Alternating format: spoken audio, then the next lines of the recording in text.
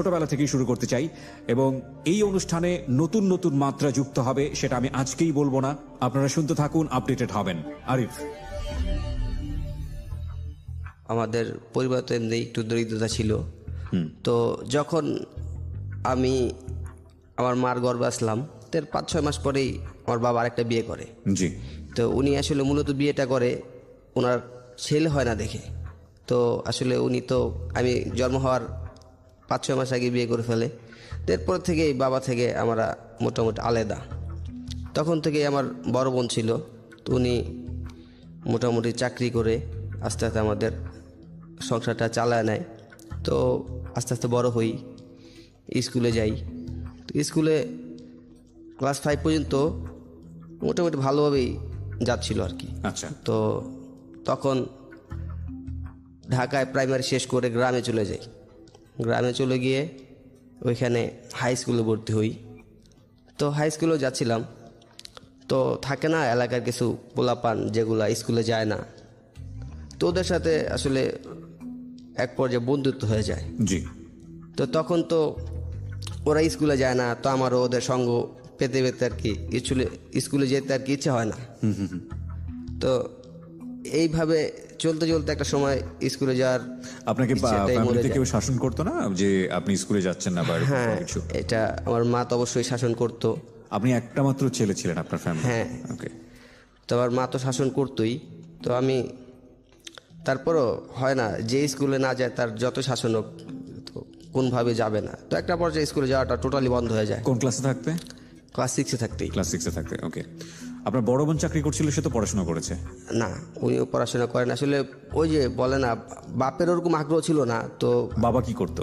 বাবা তখন কয়েক রকমের করতো, দোকান ছিল, এক পর্যায়ে সিকিউরিটি চাকরি করে। আচ্ছা। হ্যাঁ, মানে যখন যেটা হয় আর কি, একটা না থাকলে একটা, এরকম। ওকে। তো তারপর থেকে তো এরকম স্কুলে যাওয়া বন্ধ হয়ে যায়। তো কি করব, মোটামুটি 1 বছর এলাকাতে ঘুরলাম। ঘোরার পর টুকটাক কাজটা শিখলাম। তো তখন বাসা থেকে ঢাকায় পাঠায় দেয়। তো ঢাকা আসি কাজের উদ্দেশ্যে। তখন আমার বোনের হাজব্যান্ড আর কি, তো উনি আমাকে একটা কাজে ঢুকাই দেয়। তো ওখানে কাজ করতে থাকি। তো একটা পর্যায়ে হ্যাঁ কাজ করতেছি, কাজ শিখতেছি। তো তখন ওইখান থেকেই আমার ক্রাইম জিনিসটা শুরু হয়। কিভাবে হয় সেটা? হ্যাঁ, যখন আমি ওখানে ঢুকি তো তখন আমার 5টা পর্যন্ত কাজ ছিল। তো 5টার পরে আমাদের যে বসের ওনার ফোন ফ্যাক্সের দোকান ছিল। জি। তো ওইখানেই প্রথমত কিসের কাজ ছিল আপনার? কাজ ছিল কি ওখানে? আমার কাজ ছিল টেকনিশিয়ান, ইলেকট্রিক। ইলেকট্রিক বলতে? House wiring. এগুলো আপনি পারতেন নাকি শিখছিলেন? শিখতেছিলাম। শিখতেছিলেন। বয়স তখন কত আপনার? বয়স কত হবে, 14 বছর হবে। 14 বছর বয়স। এবং আপনি স্কুল ড্রপ আউট সেই সময়টাতে? হ্যাঁ। তারপর দোকানে সন্ধ্যার পরে বসতাম, ফোন ফ্যাক্সের দোকান ছিল। এটা কি ঢাকাতে? ঢাকাতে, বসুন্ধরায়। বসুন্ধরাতে। হ্যাঁ। ওকে। তো ওইখানে বসুন্ধরা মানে বসুন্ধরা সিটি? না, রেসিডেন্সিয়াল এরিয়া। রেসিডেন্সিয়াল এরিয়াতে। ওকে। তো ওইখানে সন্ধ্যার পর দোকানে বসতাম। তো ওখানে তখন তো ফোন 2 টাকা কল ছিল। জি। তো ওইখানে কল আসতো, তো ওইখান থেকে 2-4-5 কল টাকা। মানে রিসিভ কল 2 টাকা ছিল নাকি? তখন 2 টাকা কল করা যেত। হ্যাঁ হ্যাঁ হ্যাঁ, আচ্ছা, তাহলে বেশি দিন আগের ঘটনা না? সাথে হবে 2007-এ। ওকে। হ্যাঁ। তখন ওইখান থেকেই 2-4-10 টাকা 20 টাকা আমি ওখান থেকে নিতাম। মানে চুরি করা শুরু করলেন? হ্যাঁ, ওইখান থেকে চুরি করা শুরু করলাম। তো ওইখানে আস্তে আস্তে যাই হোক, একটা পর্যায়ে ওইখানে একটা ফোন চুরি হয়ে যায়। তো ওইটার সাথে আমি তো আসলে জড়িত ছিলাম না। তো হয় না, দোকানে কথা বলতে বলতে, তো আমি ছোট ছিলাম তখন, তো একসাথে 4-5 জন ঢুকছে। তো ওনার কথা বলতে বলতে ফোনটা নিয়ে চলে গেছে, আমি আসলে বুঝতে পারি নাই। যাই হোক, আমার বস আইসা উনি ভাবলো হয়তো ফোনটা আমি নিয়ে গেছি বা কারোর মাধ্যমে দিয়ে দিছি।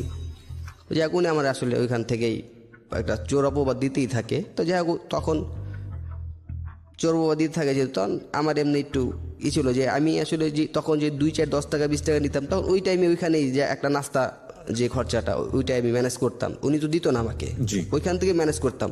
তো একটা পর্যায়ে ওটা চুরিও বলা চলে না, হয়তো ওনাকে না বললে এই জন্য আর কি চুরি। তো ওইখানে খরচা করতাম। তো উনি একটা পর্যায়ে তো আমার মোবাইলের চুরির অপরাধটা দিয়ে দিল। তারপর ওইখান থেকে একটু জিদ চেপে যায় আর কি, যে চুরি তো করলামই না। তারপর উনি চুরির দোষটা দিয়ে দিল। তো তখন একটু বাড়তে থাকে ব্যাপারটা, চুরিটা বাড়তে থাকে। তো 10 টাকা থেকে 20 টাকা এরকম জেদ করে আপনি করা শুরু করলেন? হ্যাঁ, জেদ করে করা শুরু করলাম। তো যাই হোক এক পর্যায়ে ওনার সাথে ওই দোকানের সাথে আমার সম্পর্ক থাকে না, তো ওনার কাজটা আমি করতেছি, অন্য যে মূলত আমার যে কাজটা ওইটা করতেছিলাম, তো ওইটা তো ওভার টাইম ছিল, তো ওভার টাইমের ওইটা ছেড়ে দিলাম, তো কাজ করতেছি, তো কাজ করতেছি তো ওইখান থেকে আমার ওনার সাথে ওই চুরির সম্পর্কটা নেই, নষ্ট হয়ে যায়, চুরির ব্যাপারটা নেই, সম্পর্কটা নষ্ট হয়ে যায়। তো ওইখান থেকে আমি চলে আসি। ও হ্যাঁ, যেটা বলছে ওইখান থেকে চলে আসি এই জন্য, তো আরেকটা ছেলের সাথে আমার এখানে একটু মারামারি পর্যায়ে চলে যায়। কি কারণে? ওইটা কারণ হচ্ছে আমি তো এখানে নতুন ঢুকি, জি। তো ও ওইখান থেকে আগে থেকে, তো আমি ওইখানে একটু অল্প দিনে একটু এক্সপার্ট হয়ে গেছিলাম বেশি। তো ওই ছেলে, এক্সপার্ট বলতে আপনি কাজের কথা বলছেন? হ্যাঁ, কাজে একটু এক্সপার্ট হয়ে গেছিলাম। আচ্ছা। তো ওই ছেলেটা তো আমার থেকে অনেক আগে থেকে কাজ করতেছে, তোর ওইখানে গুরুত্বটা বেশি সবার কাছে, আমি একটু পরে আসি যেহেতু আমার গুরুত্বটা কম, তো আমি এক্সপার্ট হওয়ার কারণে সবাই একটু আমাকে গুরুত্বটা দিতেছে, তো এইটা ওর কাছে আর কি ভালো লাগেনি। যাই হোক, মনোমালিন্য থেকে এটা হয়েছে। হ্যাঁ, তো ওর সাথে একটা পর্যায়ে আমার মারা, যাই হোক আমি হাতুড় ছিল আমার সাথে, তো হাতুড়টা নিয়ে আমি ওর মাথায় বাড়ি দিই। ওহো। তোর মাথায় বাড়ি দেই, তো আমার বয়স অনেক বড় ছিল, তো 8-10 বছর বড় ছিল, তো আমি তো তখন মানে জিদ দিয়ে মাথায় বাড়িটা দিয়ে বসি, তখন বুঝতে পারি নাই, তো এমনি তো ছোটো ছিলাম। যাই হোক ওর ব্লিডিং হয় অনেক, তো ওইখান থেকে যে আমার বস ছিল, বস মানে সেকেন্ড বস আর কি, তো উনি আমাকে বলে ঠিক আছে যা হয়েছে তুই বাসায় চলে যা, এই ব্যাপারে সন্ধ্যায় যা হওয়ার হবে আনে। জি। তো আমি ওইখান থেকে বাসায় আসি, তো সন্ধ্যা যা ওইখানে বিচার টিচার হয়, তো ওইখান থেকে আর কি ওনার সাথে মালিকের সাথে সম্পর্ক নষ্ট, আমি ওইখান থেকে চলে আসি। তো ওইখান থেকে চলে আসি, তারপর অন্য আরেক জায়গায় ঢুকি আমি, ওইখানেও আমার এক পরিচিত রিলেটিভ আরেক জায়গায় আমাকে ঢুকায় দেয়, তো ওইখানে করতে থাকি। তো ওইখানে মোটামুটি প্রায় 1 বছর করছিলাম গেল যেখান থেকে আসছি, তো ওইখানে 1 বছর করার পর আমার ভালো একটা এক্সপিরিয়েন্স হয়ে গেছে, তো ওই এক্সপিরিয়েন্স কাজে লাগে এখানে করতেছি, তো ওখানে মোটামুটি একটা ভালো একটা স্যালারি দেওয়া হয়েছিল আমার। তো এই স্যালারি অনুযায়ী করতেছি, ভালোই যেতেছে, মোটামুটি ভালো ইনকাম হচ্ছে। তো তখন এর তুলনায় আমার ছোটো হিসেবে মোটামুটি অনেক টাকাই পাইতাম। তো ফ্যামিলি থেকে তো এটা আশা করে নাই এত টাকা, আমার হয়তো ছিল কাজ শিখতেছি, কোনো টাকা দিবে না। জি। কিন্তু 1 বছরের মাথায় মোটামুটি ভালো একটা আমি টাকা পাচ্ছিলাম, তো ফ্যামিলি তো দিতে পারতেছি, আমি নিজেও পকেট খরচ করতে পারতেছি। ওকে। তো ওইখানে আরও 2 বছর হয়ে গেল, তো এর মধ্যে একটা মেয়ের সাথে আমার একটা সম্পর্ক হয়। আচ্ছা। তো মেয়ের সাথে সম্পর্ক হয় কি, ও আমাদের পাশের বাসায় থাকতো, তো ওরকম মেয়েদের প্রতি আমার এরকম ছিল না, মানে একটা প্রেমের সম্পর্ক, হ্যাঁ আগ্রহ যেটা বলে আর কি, আগ্রহ ছিল না। তো ওই আইসা আমার বলতো যে আপনার কোন অ্যাক্ট্রেসটা ভালো লাগে, কোন হিরোইন আপনার ছবি ভালো লাগে, কথা বলতে চাইতো। হ্যাঁ হ্যাঁ, কথা বলতে চাইতো আর কি। তো আমি আসলে কথা বলতে চাইতাম না, তারপর একটা পর্যায়ে বাধ্য হয়ে কথা বলতাম। তো কথা বলতেছি, তো 1 দিন 2 দিন হইতে একটা পর্যায়ে এরকম দুর্বল হয়ে যায়, ওর মধ্যে এমনি দুর্বল হয়ে যাই। তো দুর্বল হয়ে যেহেতু আমি তখন নিজেই তখন হাইদা কথা বলি ওর সাথে, আচ্ছা। ওর আসতে হয় না। তো কথা বলতেছি তো একটা পর্যায়ে ওর থেকে আমি ফোন নাম্বারটা নিই, তো ওদের নতুন ফোন বাসায়, ফোন নাম্বারটা নেই, ফোন নাম্বারটা নেওয়ার পর আমি একটা ফোন দিই ওরে, তোর সাথে কথা বলি, তো ভাল লাগে। আস্তে আস্তে ব্যাপারটা আরও দুর্বল হয়ে যাইতেছি। তো ফোনে কথা বলার পর 1 দিন 2 দিন কথা বলি, তো হঠাৎ একদিন ওর বড় ভাই ফোন রিসিভ করে, তোর বাসায় যেহেতু ফোন থাকে, তোর বড় ভাই আমাকে খুব গালাগালি করে। তো আসলে এটা আমার অনেক মাইন্ডে লেগে যায়। তো এরপর আরও কয়েকবার ফোন দেই, তো আরও কয়েকবার ওর ভাই দুইরা মানে অনেক বাজে ভাষায় গালাগালি করে। তো এটা তো আরও মাইন্ডে লেগে যায়, মানে তখন আর কন্ট্রোলে ছিলাম না আমি। ওকে। তো আমি সাথে সাথে রিপিট করি গালিগুলা। তো এরপরে মানে জিদ এরকম চেপে গেছিল যে আমি ফোন দিব শুধু মেয়ের সাথে কথা বলার জন্য না, শুধু ওর ভাইকে গালি দেওয়ার জন্য। আমার উদ্দেশ্য ছিল এরকম যে ফোনটা দিবই শুধু ওর বাইরের গালি দেওয়ার জন্য, বড় ফ্যামিলি গালি দেওয়ার জন্য। তো আমি তো কন্টিনিউ ফোন দিয়ে গালি করতাম, কেউ রিসিভ করে থুয়ে দিলেও আমি গালি দিতাম। মানে আমার ইচ্ছাই ছিল যে সারাদিন ওদের গালি দিব, মানে আমার মনে হলো যে আমার সারাদিন কোনো কাজ নাই, ওদের ফোন দিব আর গালি দিব। তো চলতে থাকে, তো আমিও তখন কাজ করতেছি। তো এক পর্যায়ে ওই মেয়ের ভাই তো বুঝতে পারে না যে আমাদের তো পাশের বাসায়, তো বুঝতে পারে না কে গালি দিতেছে, ফোনে যেহেতু দিতেছি বুঝতেছে না। তো ওর ফ্রেন্ড আমার হিসেবে এলাকায় একটা থাকে না, সিনিয়র জুনিয়র, তো আমার ওই মেয়ের যে বড় ভাই ও এলাকায় সিনিয়র। তোর ফ্রেন্ডের সাথে কথা বলতেছে যে এই ছেলেটা আমার তো খুব ডিস্টার্ব করে, গালাগালি করে, তো নাম্বারটা তুই নিয়ে একটু দেখ কে এটা। তখন আমি এমনি একটু দেখা গেছে যে এলাকার মধ্যে একটু সবার সাথে ফ্রেন্ড সার্কেল বেশি ছিল, একটা থাকে না যে লোকজন বেশি থাকলে একটু জোর থাকে, তখন আমি ওর সরাসরি বলি যে হ্যাঁ আমি ফোন দিছিলাম, কী সমস্যা, আপনি গালাগালি করছেন ফার্স্টে, এই জন্য আমিও গালাগালি করছি। তো ওদিন কিছু বলে নাই। তো পরে একদিন উনি আমাকে রাস্তায় পায়, পাওয়ার পরে খুব মারধর করে, একা গায়ে হাত ছিলাম, তোলে আপনার? হ্যাঁ অনেক মারধর করে। তো আমার অনেক জায়গায় কেটেও গেছিলো। তো তখন পরের দিন আমি আবার আমাদের ফ্রেন্ড সার্কেল যারা ছিল ওদের আনি। তো আনার পর ওর ভাইরে মারতে, মানে ওই ছেলেটা যে ওর নাম, যেটা ওর নামটা বলি, জি শিওর। হ্যাঁ ওর নামটা হইলো, তো ওইখানে কে মারতে পারি না, তো ওর সাথে যারা ছিল ওদের সবাইকে মোটামুটি ওদেরকে মারি। তো আর কয়েকদিন যায়, তো একটা পর্যায়ে ওই মেয়েটা তো বুঝতে পারে যে আমি গালাগালি করতেছি, ও জানে। তো এরপরে ওই মেয়েটা আমার একদিন বলে যে আজকে তো বাসায় কেউ নাই, তো আপনি আমাকে ফোন দিতে পারেন, আজকে আপনার সাথে কথা বলতে পারবো। ওকে। তো এর মধ্যে কিন্তু আমি মেয়ের সাথে পরিচয় হওয়ার প্রায় 1.5 বছর চলে গেছে। ওকে এমনি তো আমি পছন্দ করতাম, তো 1.5 বছর চলে গেছে, 1.5 বছর ওর সাথে তেমন একটা কথা হয় নাই, বা ওরে যে আমি পছন্দ করি ও জানতো, কিন্তু ও যে পছন্দ করতো এটা আমি বুঝতাম, কিন্তু বলা হয় নাই, আমিও বলি নাই, ও আমাকে বলে নাই। আচ্ছা। তো চলতেছে। তো ও যে বললো যে বাসায় আজকে কেউ না, আপনি আমাকে ফোন দিয়েন, আজকে কথা বলতে পারবো। তো ওই দিন আর ফোন দিলাম। ফোন দেওয়ার পরে ওরে বলতেছে কী ব্যাপার এতদিন পরে তুমি বললা, কইছে যে বাসায় কেউ ছিল না, তুই ফোন দিতে পারেন। তাও কথা বলি, বলার পরে ও একটা পর্যায়ে ওইখানে, আমি তো ফার্স্টে প্রপোজ করি, তো ওইটা রিটার্ন করে আর কি। তো না, সম্পর্ক তো আপনাদের 1.5 বছর ধরে চলতেছে, আবার কিসের প্রপোজ এখানে? না, সম্পর্কটা চলতেছে ওরকম না, মানে আমিও পছন্দ করি, ও দুজনকে পছন্দ করতেন কিন্তু ওইভাবে মন বলতাম খুলে বলা হ্যাঁ, হয়নি। বলা হয়নি। তো ওরকম তো বলার পর ও বলছে যাক ওর সাথে চলে অনেক দিন সম্পর্ক, ওইখান থেকে সম্পর্ক চলে। তো ওর একটা ব্যাপার, কেউ যখন স্কুলে পড়তো, তো আমি তো তখন জব করতাম বা কাজ করতাম, তো ওর সাথে তো এরকম মানে কথাবার্তা বলতো না, জি। যেহেতু ওই স্কুলে পড়ে, একটা শিক্ষিত মেয়ে, আমি একটা অশিক্ষিত ছেলে। তারপরেও মোটামুটি যেরকম হইতো, তো ওর একটা ডিমান্ড ছিল, বেশি ডিমান্ড ছিল এরকম যে ওর সাথে যদি স্কুলে দেখা করতে যেতাম, ও যায় চকলেট, আইসক্রিম, এইটা সেটা চাইতো। তো যেহেতু ও চাইতো, তা আমার সেরকম একটা তখন সামর্থ্য ছিল না, মানে ও যেটা চাইতো ওই অনুযায়ী এত টাকা তো ছিল না। তো তখন এমনিতে আমার বয়স কম ছিল, তো 16 বছর হবে, তখন সম্ভব ছিল না। ও কোন ক্লাসে পড়তো? তখন 8 পড়তো। 8 পড়তো। ওকে। তো সম্ভব ছিল না তখন।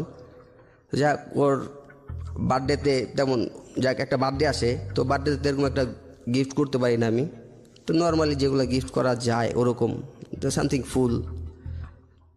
কিন্তু ওর হয়তো ডিমান্ড ছিল আরও বেশি অন্য কিছু। তো ওর সাথে আস্তে আস্তে সম্পর্কটা নষ্ট হতে থাকে, ওর চাহিদা নিয়ে সম্পর্কটা নষ্ট হতে থাকে। জি। তো আমি আরও 2-1 জন থেকে শুনলাম যে ও আরেকটা ছেলের সাথে সম্পর্ক স্টার্ট করছে। তো সম্পর্ক স্টার্ট করছে এটা বুঝতে পারি আমি। ওর তো চাহিদা নিয়ে সম্পর্ক নষ্ট হতে থাকে, মানে হচ্ছে ও যেগুলো চাইতো সেগুলো আপনার পক্ষে মেটানো সম্ভব ছিল না, সম্ভব ছিল। বিকজ অত টাকা আপনি আর্ন করতেন না। হ্যাঁ হ্যাঁ ওইটাই। আচ্ছা। তো আরেকটা ছেলের সাথে শুনি যে, মানে অন্য মানুষের থেকে শুনি যে ওর সম্পর্ক হইতেছে বা হবে এরকম। তো পাশের বাসায় এক আন্টি ছিল, তো উনি বললো যে এরকম এরকম একটা ছেলের সাথে তোর সম্পর্ক হইতেছে, ওই ছেলের সাথে ঘুরতে গেছে আর কি। তো আমি ঘুরতে গেছে শুনে তো আবার মাথা ঠিক নাই, মাথা গরম হয়ে গেছে। তো ব্যাপারটা কি, আমার সাথে সম্পর্ক আছে, অন্য ছেলের সাথে ঘুরতে যাবে কেন? তো তখন পূজা ছিল, তো পূজায় ঘুরতে গেছে আর কি। তো আসে, আমি হ্যাঁ বুঝতে পারছি যে কে যেন বলছে যে ও বনানী গেছে পূজা মণ্ডপে। তো আমি মোটামুটি বনানীর আশেপাশে যাই, কিন্তু ওদেরকে পাই না, দেখি না। তো ফিরে আসি, ফিরে আসার পর ওকে সন্ধ্যার পরে ওর সাথে দেখা করি। তো ওকে তো এরকম একটা ভুল ছিল আমার এটাই, যে ওকে তেমন কিছু জিজ্ঞেস করি না আমি। তো জিজ্ঞেস না করে আমি 2টা থাপড় দিই এই জন্য যে আরেকটা ছেলের সাথে তুমি ঘুরতে গেছো আমি থাকা অবস্থায় কেন? তো আমি তো আসলে জিজ্ঞেস করি না ও গেছে কি না, এই জিজ্ঞেসটা আমার হয় নাই। তো না জিজ্ঞেস করে আমি আগে থেকে আপনি মনে করে নিয়েছেন যা আপনি জেনেছেন সেটাই সঠিক, তার আগে আপনি এই ধরনের রিয়াক্ট করেছেন। হ্যাঁ। তারপর তো ও ওইখানে কিছু বলে না, চুপচাপ মাথা নিচু করে চলে যায়। তো চলে যাওয়ার পর পরের দিন সকালে ওর ভাই আবার আমাকে গায়ে হাত তোলে। তো আমি বুঝতে পারি না, একা একা ছিলাম। তো গায়ে হাত তোলে, আরও 4-5 জন ছিল ওর সাথে। তো কথাটা ছিল, তো আমার বোনের গায়ে তুই হাত দিলি কেন? ওকে, এর দোষিনে ও আমাকে হাত তোলে। তখন আমি তো অবাক, কারণ ও আমাকে পছন্দ করে বা লাভ করে যাই হোক, তো ও তো এটা বলতে পারে না ওর ভাইয়ের কাছে। রাইট, তখন আপনার খারাপ লেগেছে। হ্যাঁ। তো এক পর্যায়ে আমিও ওইখানে খুব খারাপ লাগে। তো এক পর্যায়ে আমি মনে মনে কেঁদেই দিই, যাক ও বলছে যাক ব্যাপার না। তো পরের দিন আমি আর ওদিন আর, এর আগের বার তোর ভাই মারার পরে আমিও মারছিলাম, কিন্তু ওদিন আর ওরকম ইচ্ছা ছিল না। তো যাক আমি আমার মতো, তো আমার বাসায় আবার কীভাবে জেনে ফেলছে এই ব্যাপারটা। বাসায় জেনে ফেলছে এরকম যে ওরা আমার গায়ে হাত তুলছে বা এই মেয়ের সাথে আমার সম্পর্ক চলতেছে বা চলবে। তো বাসা থেকে অনেক নানভাবে, হ্যাঁ। তো তারপর যাই হোক আবার একা একা চলতেছি, কাজ যেতেছি আসতেছি। তো অনেক দিন পরে তো মেয়েটা আবার আমাকে বলল যে আসলে ব্যাপারটা কি, স্কুল থেকে শুনছি আমাদের টিচার বলছে যে ভালোবাসে সে হাত তুলতে পারে। তো ওকে, ও আমাকে এই কথাটা বললো। তো আমি বললাম যে আসলে ঠিক আছে, বুঝতে পারছি, এটা তোমার আগে বুঝা ছিল, বুঝার উচিত ছিল আর কি। হ্যাঁ, this is a very very important point, cause ওরা দুজনই কিন্তু বয়সের দিক থেকে ইম্যাচিউর, এবং যে কারণে ওদের ভেতরের এই বিষয়গুলো মারাত্মক রকমভাবে ইম্যাচিউরিটি রয়েছে, যে আসলে লাভ করলে রিলেশনশিপটা কেমন হয় বা সেটা আদৌ ওদের জানার বয়সটা আসলে ছিল না। দুজনের পক্ষ থেকে এই ব্যাপারটা এরকম। বলেন তারপর। হ্যাঁ। তো আমি বললাম যে তোমার তো এটা আগে বোঝা উচিত ছিল, তোমার ভাইকে তো এটা বলা উচিত হয় নাই। তো তোমার ভাই আমার গায়ে হাত তুলছে, এটা কি তোমার কাছে ভালো লাগছে না খারাপ লাগছে সেটা বলো আগে। তো ও বলতেছে যে আমি তোমার ভাইয়ের কাছে বলি নাই। তো আমি বললাম যে কে বলছে? তো তখন ওর সাথে একটা, ওর বান্ধবী বলা চলে, কিন্তু ওর সিনিয়র ছিল আর কি মেয়েটা। তো ও নাকি বলছে। তো যাই হোক, তারপরও আমার ওর প্রতি যে ভালোবাসাটা ছিল, তো ভালোবাসা এর আগে তো আস্তে আস্তে ঘৃণায় পরিণত হইতেছিল। তো এর মাঝখানে ও তো কথা যেহেতু বইলা গেল, আস্তে আস্তে আমিও আবার আগের মতো একটু বইলা গেলাম। তো তারপরে ওর সাথে যেহেতু একটা হয় না, একটা মেয়ে যদি কারো সামনে এসে হাইতে কিছু বলে, তো ছেলেটা একটা ডিমান্ড তো বেড়ে যায়, সবার ক্ষেত্রে এরকম হয়। তো আমার তখন একটু ডিমান্ড ছিল এরকম। ও তো নিজে হাইতেই বলছে, তো না না তোমার সাথে কথা বলা যাবে না। তো আমি তো মনে মনে আসলে পছন্দ করি, তো এটা হয়তো উপর দিয়ে ডিমান্ড দেখাইতেছিলাম। যাই হোক 2-3 দিন পরে আবার ওর সাথে সম্পর্ক হয়। তো সম্পর্ক হওয়ার পর হ্যাঁ ওর সাথে ঘুরতে যেতাম, বাইরে বের হইতাম। তো পাশের বাসা ছিল। তো একটা পর্যায়ে অনেকদিন পর আমাকে বলে যে আমার সাথে একটু দেখা করবেন রাত্রেবেলা। যাই হোক আমি ওর সাথে রাত্রেবেলা, হ্যাঁ 12টার পরেও বলে। তো পাশাপাশি বাসা, জি। তো ছাদ ছিল একটা, তো মাঝখানে আবার পার্টিশন দেওয়া ছিল, পাশাপাশি গেটও 2টা ছিল, ছাদ একটা ছিল। ছাদের সাথে দেখা করি। তো দেখা করার পর হ্যাঁ ও আমাকে অনেক কিছু বলে যে আসলে আমি তোমাকে রিয়েল লাভ করি। তো আমি বললাম যে হ্যাঁ ঠিক আছে, রিয়েল লাভ করো, আমি বুঝতে পারি, আমিও তো তোমাকে রিয়েল লাভই করি। তো যাই এক পর্যায়ে ওর সাথে অনৈতিক হইতে পারে, তো যাই হোক ওইখান থেকে চলে আসি। তো ওই যে একটা বললাম যে একটা ছেলের সাথে ঘুরতে গেছিল তখন, তো ও তো ঘুরতে যায় নাই, হ্যাঁ ঘুরতে গেছিলো কিন্তু ওর ভাইয়ার সাথে ছিল। জি। ওর ভাইয়া ও আর ওই ছেলেটা, তো ওই ছেলেটা ওকে পছন্দ করতো। তো ওই ছেলেটা, আমি যে পছন্দ করি ছেলেটা জানে। তো ছেলেটা ওর সাথে সম্পর্ক তখন আমার রানিং, মানে খুব রোমান্টিক ছিল আর কি সম্পর্কটা। তো ছেলেটা যাই হোক আমি যাইতেছি, তো আমি আমার এক ফ্রেন্ড দুজন যাচ্ছিলাম। তো ছেলেটা আমাকে অ্যাটাক করে। তো ওর আরও অনেক বন্ধু বান্ধব ছিল, যাই হোক অনেক মারধর করে। তো স্টেম, ওরা ক্রিকেট খেলতেছিল, তো স্টেম ছিল, ব্যাট ছিল, মানে যে যেরকম পারছে আর কি, খুব মারধর করে। তো যাই হোক আমি ওইখান থেকে বাসায় চলে আসি। তো 2 জন ছিলাম, কিছু তো করার সামর্থ্য ছিল না। তো বাসায় চলে আসি। তো বাসায় চলে আসা চিন্তা ভাবনা করি যে কেন মারলো আমাকে। তো এক পর্যায়ে চিন্তা করলাম যে হয় এই সম্পর্ক কারণে হইতে পারে। তো আমিও রাত্রেবেলা ফ্রেন্ড সার্কেল যারা আছে সবাই ফোন দিলাম, তো ভাই এরকম এরকম আমার তো মারছে, তো ওকে কী করা যায়? ওরা বলছে মায়ের বদলে তো মারি হতে পারে, এছাড়া আর কি। তখন আমরা সকালবেলা উঠি, ঘুমের থেকে সবাই একসাথে উঠি, ওর বাসায় যাই। তো এর আগে আমরা আবার আপনার ধারালো অস্ত্র নিয়ে যাই আর কি। ওকে, হ্যাঁ, ছুরি যেটা থাকে এগুলো আপনারা নিয়ে যান? হ্যাঁ, তো 5 জন যাই। কি নেন? এই ছুরি, শুধু ছুরি। একটাই নাকি আরো? না, 4টা নিয়ে গেছিলাম।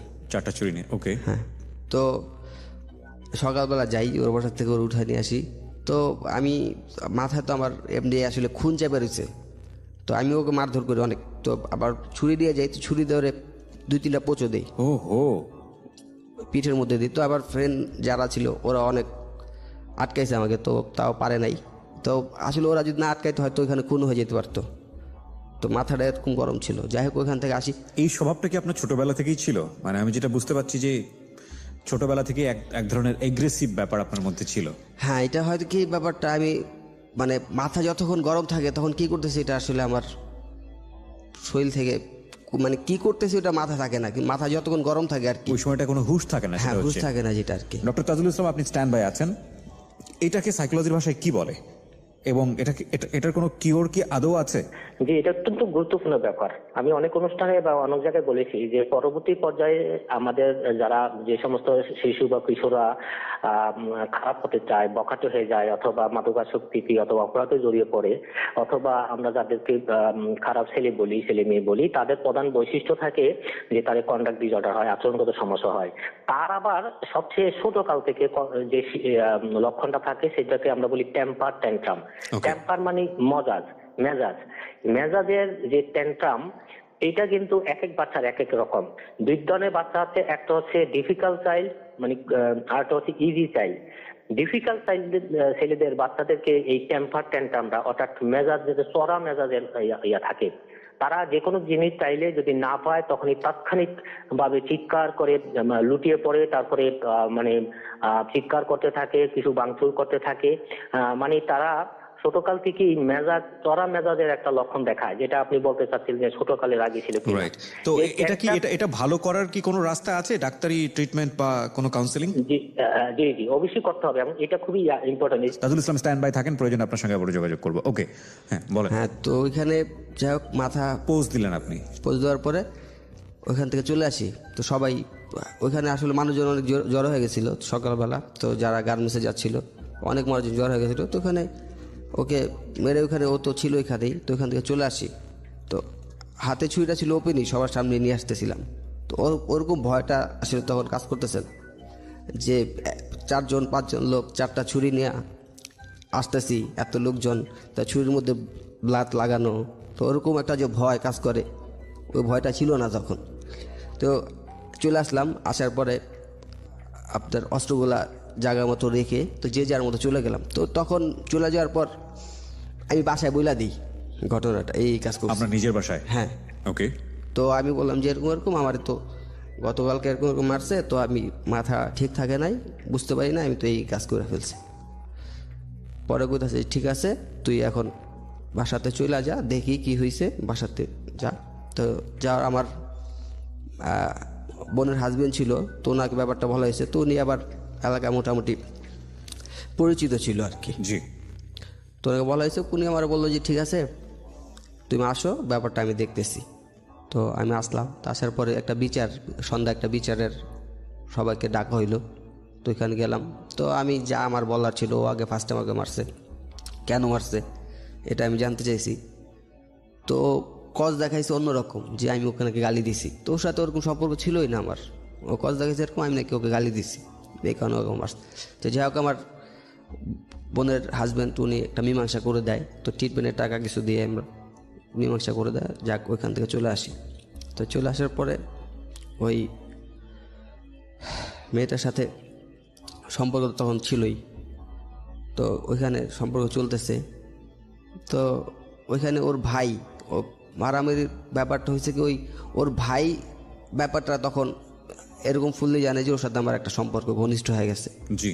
তো ওর ভাই আবার আমাকে আবার মারে আর কি। তো ওর ভাই আবার ওই যে ছেলেটা ছিল বাবু, ওর সাথে হাত মিলিয়ে আমাকে আবার মারধর করে। এটা কি মানে ও সুস্থ হওয়ার পরে? হ্যাঁ, সুস্থ হওয়ার পরে। আপনি যে স্ট্রাইপগুলো করলেন মানে পিঠে, হ্যাঁ, এর 6-7 মাস পরে। তারপরেও ওরা এই লাইন ছাড়েনি? না, এর 6-7 মাস পরে আমাকে ওকে, আবার মারে। যাই হোক, তো আমার প্রত্যেকটা মারে ওদের ছিল ওরকমভাবে মারতে পারেন নাই। তো যাই হোক, আমি যে কোনোভাবে পাশ করে আইসা পড়ি। তো এরপরে মারধর করার পর আমি আমার ফ্যামিলিরে জানাই ব্যাপারটা, এরকম এরকম মারছে। তো এখন তোমরা কি বলো, আমি কি আবার এই কাজটা কি করব না করব না? তো ফ্যামিলি বলছে যে ঠিক আছে, যাক, কিছু করার দরকার নাই, মারছে। তো আমার ওই বোনের হাজব্যান্ড যে মীমাংসা করে দিয়েছিল, তো ওনাকে বললাম, তো উনি বললো যে তোমার কিছু করার দরকার নাই, আমি দেখতেছি ব্যাপারটা। তো যাক, ওইখানে আরেকটা বিচার হইলো। তো বিচারে দেখা গেছে ওনার মীমাংসা করে দিছে। তো ওইখানে মেয়ের সম্পর্কটা প্রকাশ হয়েছে আর কি। তো বিচারের মধ্যে যে ওর সাথে আমার একটা সম্পর্ক ছিল, এই কারণে ওরা আমাকে গায়ে হাত তুলছে। যে সবাই জানাজানি হয়ে গেছে। তো এক পর্যায়ে ওর সাথে আমার ওইখানে ব্রেকআপ হয়ে যায়, মেয়েটার সঙ্গে। হ্যাঁ, ওইখানে ব্রেক হয়ে যায়। তো ব্রেকআপ হয়ে যায় এরকম। তো ওনারা ব্রেকআপ করে, যেখানে ওনারা যারা বিচার করছে আর কি, তো ওনারা ব্রেক করে দেয় ব্যাপারটা। তারপর কন্টিনিউ আস্তে আস্তে চলতে থাকে, ওরকম না। তো এক পর্যায়ে ও আর আমার সাথে কথা বলে না। হঠাৎ আমি জানি না যে কি জন্য কথা বলে না। ও রাস্তা দেখলে পাশ কেটে চলে যায়, কথা বলতে চাইলেও বলে না, এরকম চলতে থাকে। তো এখানে খারাপ লাগে। তো যাই হোক, ওই এর আগে যে একটা আন্টি বলছিল যে ওর সাথে ঘুরতে গেছিল, তো ও আন্টি তো আমার সাথে মোটামুটি ফ্রি হয়ে গেছিলো। তো উনি বলতেছে যে এরকম এরকম, দেখো, একটা মেয়ে আসলে কী চায় এটা তো বুঝতে হবে। একটা মেয়ে তোমার সাথে ঘুরতে যাবে, ঠিক আছে, মেয়েদের তো ডিমান্ড থাকে, তুমি ওরকম টাকা খরচা করো না, ঘুরতে নিতে পারো না, এরকম না করলে তো একটা মেয়ে থাকে না সবসময়। তো বুঝতে হবে, তুমি পছন্দ করো, ঠিক আছে, তো না ঘুরতে যাবা, রিস্কা ঘুরবা, বাইরে ঘুরতে যাবা, রেস্টুরেন্টে যাবা, তো এরকম না করলে একটা মেয়ে থাকে না। ব্যাপারটা হচ্ছে এরকম। তো খালি মুখের ভালোবাসা থাকলেই তো হয় না। তো আমি বলছিলাম আচ্ছা ঠিক আছে, যাই হোক, বুঝতে পারছি ব্যাপারটা, ও হয়তো এই কারণে চলে গেছে। তো তখন আবার আমি তো আর পছন্দ করতাম, তো আমি অনেক দিন 8-10 দিন অনেক কান্নাকাটি করছি। তো বাসায় কান্নাকাটি করছি। তখন 8-10 দিন তো আমি করে কাজ করি নাই, কাজে যাই নাই। তারপর থেকে কাজে যাওয়া শুরু করি। তখন মাথায় এরকম একটা চিন্তা থাকে যে আসলে এই টাকার জন্য কিন্তু আমি ওর পাইলাম না, বা ওর সাথে সম্পর্কটা আমার কন্টিনিউ হয় নাই। তখন একটা টাকা ইনকাম বা আর্ন করার লাগে একটা যে মন মানসিকতা অত্যন্ত বেড়ে যায় আমার। এটা বৈধ হোক অবৈধ হোক ওটা কথা ছিল না আমার কথা হলো আবার টাকা দরকার, এরকম। তো জিদ ছিল এরকম যে টাকার জন্য হয়তো ওর সাথে রিলেশনটা কন্টিনিউ হয় নাই, ব্রেক হয়ে গেছে মাঝখানে। তো তখন আমি মাথায় আসে আপনার যেভাবেই হোক না কেন টাকা ইনকাম করতে হবে। নোট অন দ্যাট পয়েন্ট, প্রিয় শ্রোতা। যেটা বলি সবসময় যে প্রত্যেকটা গোপন সত্যের পেছনে একটা শক্তিশালী ব্যাকগ্রাউন্ড থাকে, আর সেই সত্যটাই গোপন হয় যে সত্যের সাথে ভয়াবহ রকমের অপরাধ জড়িয়ে থাকে, কিংবা যে সত্য প্রকাশ পেলে ভয়াবহ রকমের অপরাধ হবার সম্ভাবনা থাকে। আজকে যে সত্য ও এখানে প্রকাশ করছে সেটার পেছনে ভয়াবহ অপরাধ জড়িয়ে আছে, এবং সেটা প্রকাশ করলে মানুষ অপরাধ থেকে দূরে সরে আসবে। ওর ভেতরে ওর যে বয়স, সে বয়সে ও মিসগাইডেড হচ্ছে। ওকে এই মেসেজটা যদি কেউ দিত যে এটা আসলে অল্প বয়সী একটা লাভ, ওই মেয়েটার ক্ষেত্রে যেটা হয়েছে যে ক্লাস 8-এ পড়া অবস্থায় সেটা সে ফিল করেছে, একটা পরিণত বয়সে গিয়ে সেই লাভটা সে ফিল করছে না, যেটা অ্যাডোলেসেন্স পিরিয়ডে হয়।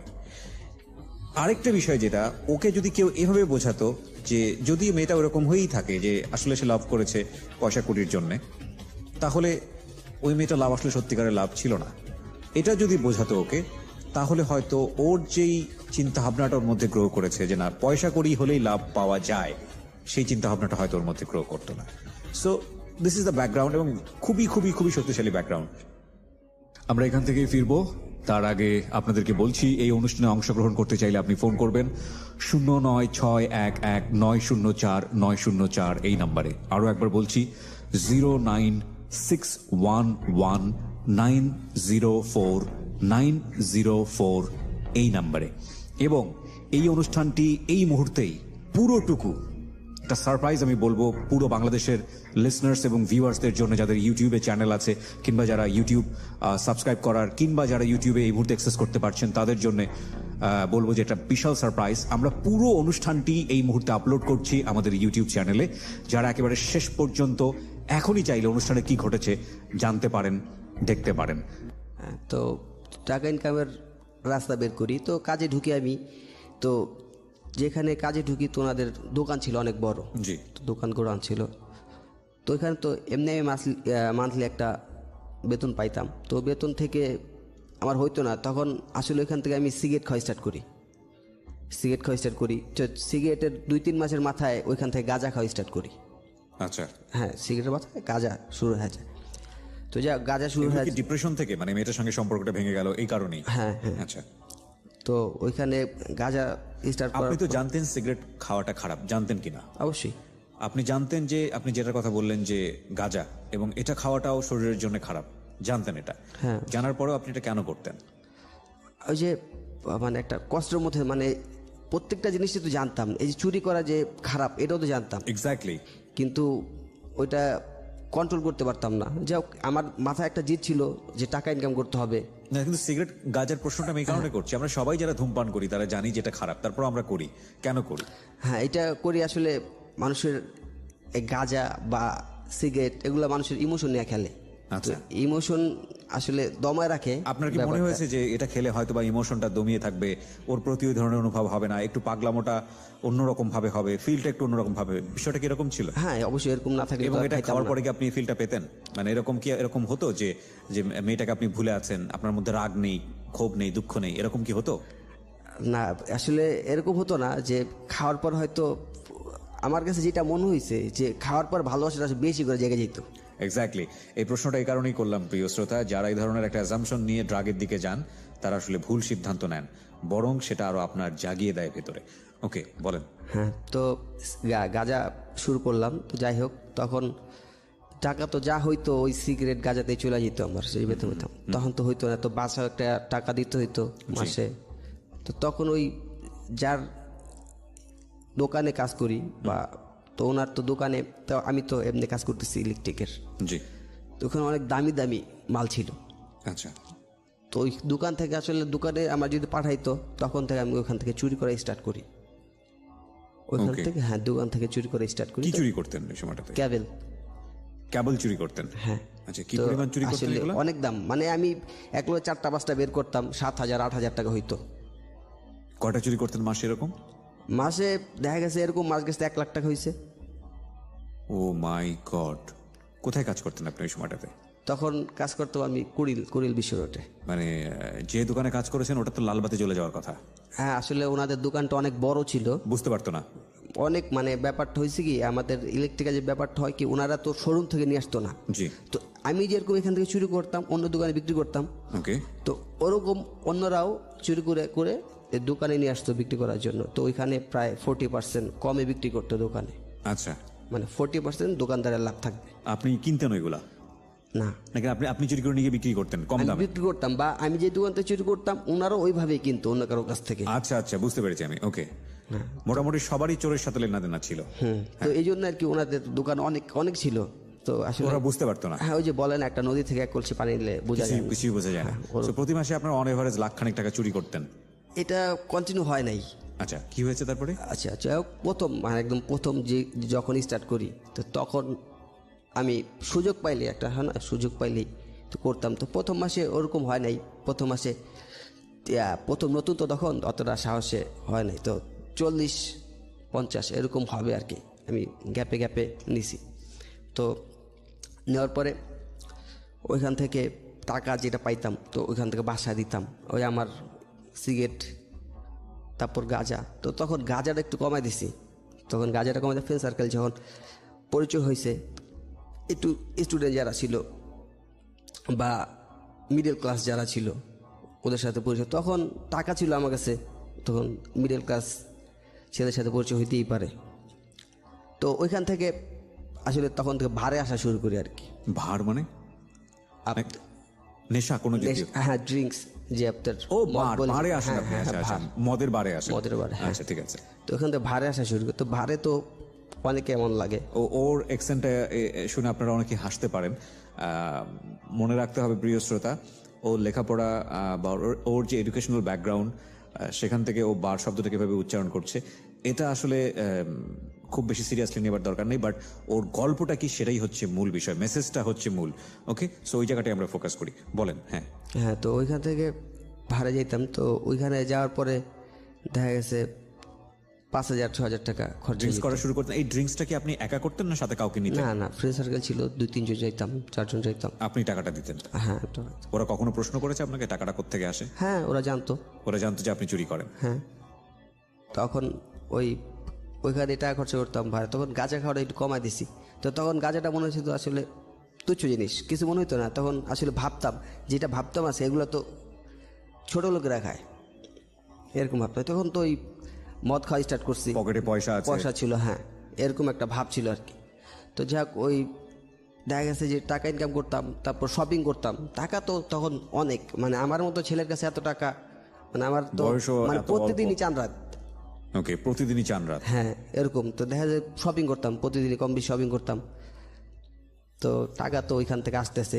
তো প্রথম স্টার্ট করার পর ওরা তো বুঝে নাই। তো যাই হোক দ্বিতীয় মাসে ডাবল হয়ে গেছে টাকাটা, ইনকাম চুরির ব্যাপারটা ডাবল হয়ে গেছে, 1,00,000 টাকার মতো ইনকাম করছি। তো ওই দেখা গেছে মদ খাইতে খাইতে শেষ হয়ে গেছে, ফ্রেন্ড সার্কেল না খাইতাম।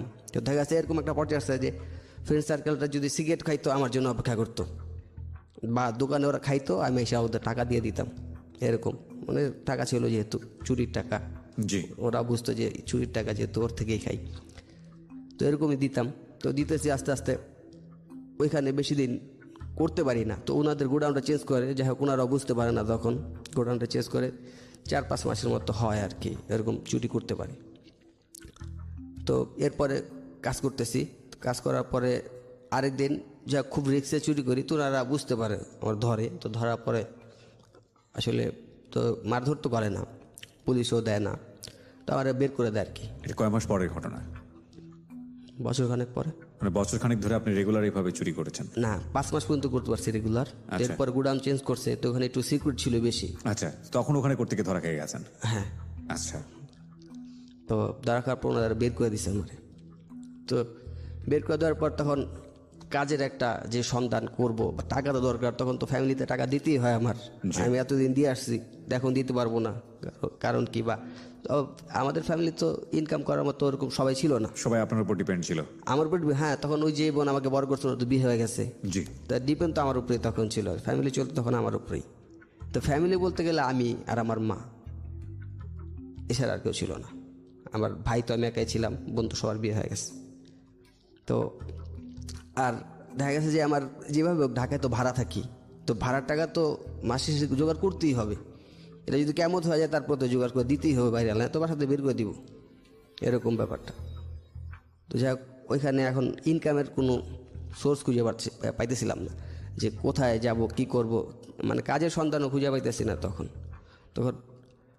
কি করব। তো তখন আমার এলাকা থেকে তো যাদের সাথে এতদিন ছিল সম্পর্ক, তো ওদের সাথে সম্পর্ক আস্তে আস্তে কমাই দিছি।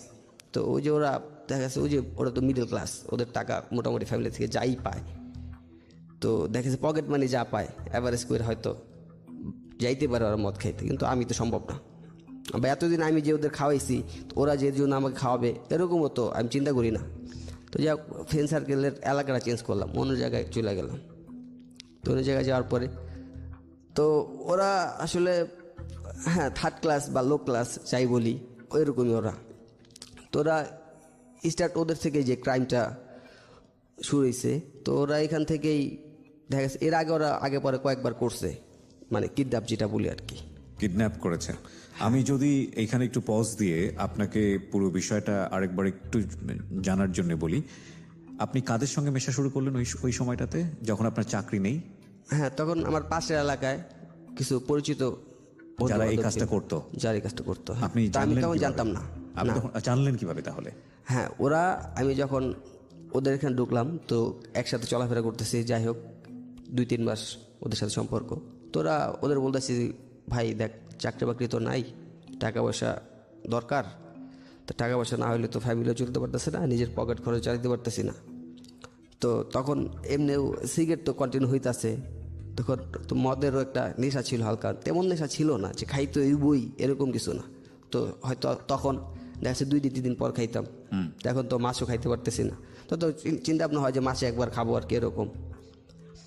আর ফ্যামিলি তো টাকা দিতে হইব, টাকা তো পাইতেছে এরকম জায়গা, তো ওরগুলো যে এরকম দরকার, তো ওরা বলতেছে যে টাকার চিন্তা করে লাভ দেয়, টাকার ব্যবস্থা আমরা করে দেবো।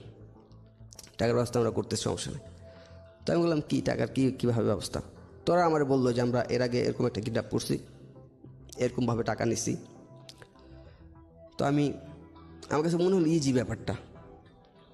ওরা আপনাকে এই সিক্রেট ব্যাপারটা কেন মানে বললো? কারণ আপনি তো অতদিনের খুব ক্লোজ কোনো ফ্রেন্ড না, এমনও তো হতে পারে এই ঘটনা জানার পরে ওরা বিপদে পড়ে যেতে পারে। ওরা কেন শেয়ার করলো আপনার সঙ্গে? হ্যাঁ, ওরা আসলে মানে পরিচিত ওদের সাথে অনেক আগের থেকে, কিন্তু একটা ঘনিষ্ঠ সম্পর্ক না, আগে থেকে পরিচিত, ওই পাশের এলাকা। তো হঠাৎ চিন্তা অনেক আগে থেকে, অনেক আগে থেকে মাসে কিন্তু একবার আপনি চাইতাম। মেশা শুরু করেছেন মূলত এই চাকরি চলে যাওয়ার পর। হ্যাঁ, কন্টিনিউ মেসেজ আর কি, প্রতিদিন যে একটা দেখা, আচ্ছা, বসা, তখনই আড্ডা আপনাকে দেওয়া। বলেছে যে এটা করলে তুমি হ্যাঁ ইজিলি পয়সা ইনকাম করতে পারবে। আপনার কাছে মনে হলো বিষয়টা অনেক ইজি। হ্যাঁ, ব্যাপারটা অনেক ইজি। তো তখন মোটামুটি আমরা অনেকদিন একটা প্ল্যান করি যে এরকম একটা আমাদের ওই এলাকারই তো বাড়িওয়ালার একটা ছেলে, তো উনি, বাড়িওয়ালার ছেলে? হ্যাঁ, ওকে। তো উনি মোটামুটি প্রতিবন্ধী বলা চলে না, একটু বোকা টাইপের আর কি ছেলেটা। হ্যাঁ, বয়স কত? বয়স 25-30 বছর হবে। 25 থেকে 30 বছর। ওকে। তো উনি ভাড়ে আপনার ওই যে ভার যে বলি যেটা, বারে যেতেন? হ্যাঁ, তো বারে যেত। তো বারে গেলে ও লোক যেত আর কি, ওই যে বোকা বললাম বাড়িওয়ালার ছেলে, মানে উনি যাকে যেত। আপনারা টার্গেট করেছেন কিডন্যাপ করার জন্য? হ্যাঁ, কিডন্যাপ করার জন্য, যাই হোক বলতেছি। হ্যাঁ। তো উনি মদ খাইতো, তো খাওয়ার পর আসতো, তো ওনার যে বাপ আর কি, তো ওনার বললাম যে আপনার ছেলে তো এই ব্যাপার এই করে, এরকম এরকম জায়গায় যায়, তো মেয়ে আছে, মেয়েদের সাথেও যায় ঘুরে ফিরে। যাই হোক, কেন বললেন এটা? এটা বলছি মানে ওনার বলবো আর কি, আপনার ছেলে তো এরকম রাস্তায় রাইখা দিব বা ফিটিং দিব, অন্য মেয়ের সাথে বিয়ে করাই দিব, এরকম। ও আচ্ছা আচ্ছা, মানে একটা ভয় ঢোকানো। হ্যাঁ। ভয়টা কেন ঢোকাচ্ছেন? যে টাকা নিব ওনার থেকে। আচ্ছা আচ্ছা, মানে আপনার এটাকে বলে ধাপ্পাবাজি, সহজ হিসাব যেটা। হ্যাঁ। ওকে, হ্যাঁ। তো ওনাকে বললাম যে এরকম এরকম আপনার ছেলে তো এই কাজ করে, আপনার ছেলে তো বিপদে পড়ে যাবে আর কি, এরকম ভাবে বলতেছে, আপনার ছেলে তো বিপদে পড়ে যাবে, আপনার ছেলে তো লাইফটা ড্যামেজ হয়ে যাবো, কিরকম বলতেছে যে আপনার ছেলে এরকম এরকম বাদে যায়, মেয়েদের সাথে ঘোরাফেরা করে, রাস্তায় কেউ যদি ধরে বিয়ে করায় দেয় বা আটকায় যদি মাইরে টেরা ফেলে, কী করবেন আপনি তখন? বলতেছে না এরকম করবো কেন, আমার ছেলে তো এরকম না, আমার ছেলে একটু বোকা টাইপের, ও তো করতেই পারেন। তাই যাই হোক, অনেকদিন চাচা ওই আঙ্কেল একটু ভয় দেখাইতেছি, তো উনি আসলে আস্তে আস্তে ভয় ঢুকতেছে ওনার মধ্যে, তো ওনার ছেলের আর বের হইতে দেয় না এরকম একটা। তো যাক, ওনার ছেলে তো যায় মদ টদ খায়, বোকা হইলেও মদ টদ খায়, আছে ফ্রেন্ড সার্কেল যারা আছে ওনার সাথে মদ খায়। তো নিয়ে গেছি ওরে ওইখান থেকে, মানে এর আগে যা ফাঁকি ফুঁকি দেয় ও বের হইছে, তোরে নিয়ে গেছি আমরা ইজিলি ভাবি যে ভাই চলেন, তো ও বললাম না বোকা সবসময় ফলো করতেন ওকে? হ্যাঁ, ওকে। ভাই চলেন, মানে পরিচিতই বলতে গেলে, মানে মুখে চিনি আর কি, এরকম এলাকার মধ্যে। তো একটু দূরে নিয়ে গেলাম ওরে ভাই, তো উনি তো মদ খায় আসছে, তো ভাই এই ব্যাপার কী ব্যাপার, আপনি এত এত মদ খান, আমগর তো কিছু খাওয়াইলেও পারে।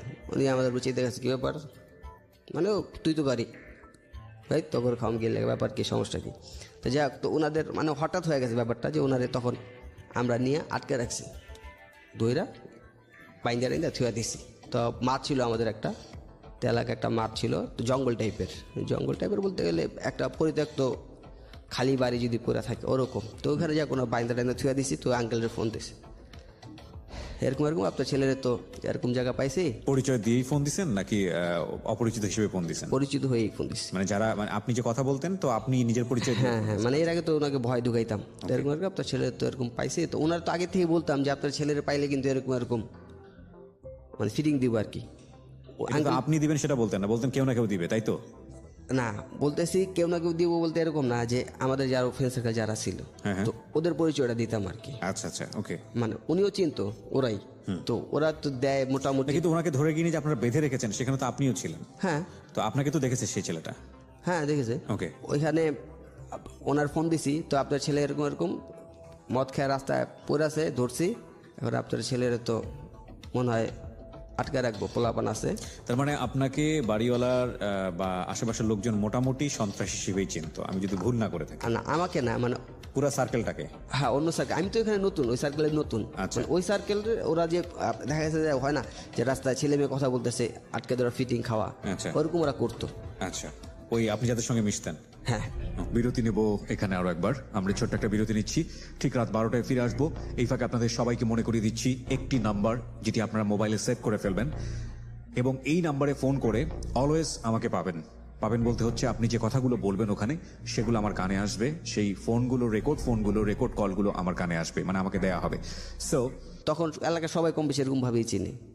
তো আমি বললাম যে এরকম এরকম, আর তো ধরছে আপনার ছেলের তো এরকম আটকাইবো, এর ছাড়া কয়েকবার আপনার মেয়েটের সাথে ধরছে বা দেখছে, ওরা তো এলাকার হিসেবে আপনার ছেলের তেমন কিছু কয় নাই, কিন্তু এখন তো কিছু করবো না, আপনার ছেলের তো মনে হয় মেয়েটে দেখা বিয়ে টিয়ে পড়াই দিব। যাই হোক এরকম বললাম যে এরকম এরকম অন্য মেয়েটে দেখে বিয়ে টিয়ে পড়াই দিব, আপনার তো এখন কিছু করা উচিত। পরে কথা হচ্ছে কিছু করা উচিত মানে আমি কি বুঝেন না, এলাকার পোলাপান ওরা তো জানেনি, কমই সবাই জানে ওরা এই কাজ করে, কিছু করা উচিত। তো যে উনি মানে ওরকম কিছু করবো না। তো উনি আসলে এলাকায় ওরকম হয় না, একটা এলাকায় স্থানীয় থাকলে অনেক পাওয়ারফুল থাকে, উনি ওরকম পাওয়ারফুল না, সহজ সরল ওই মুরব্বী লোক, টাকা পয়সা আছে, মানে কারোর সাথে ঝামেলা জড়াতে চায় না। তো উনি গ্রাম থেকে আসছে অনেক আগে, যুদ্ধের সময় সম্পত্তি কিনছে, আছে এরকম একা একা, মানে ওনার পৈতৃক সম্পত্তি এখান থেকে না, তো উনি নতুন বাড়ি করছে।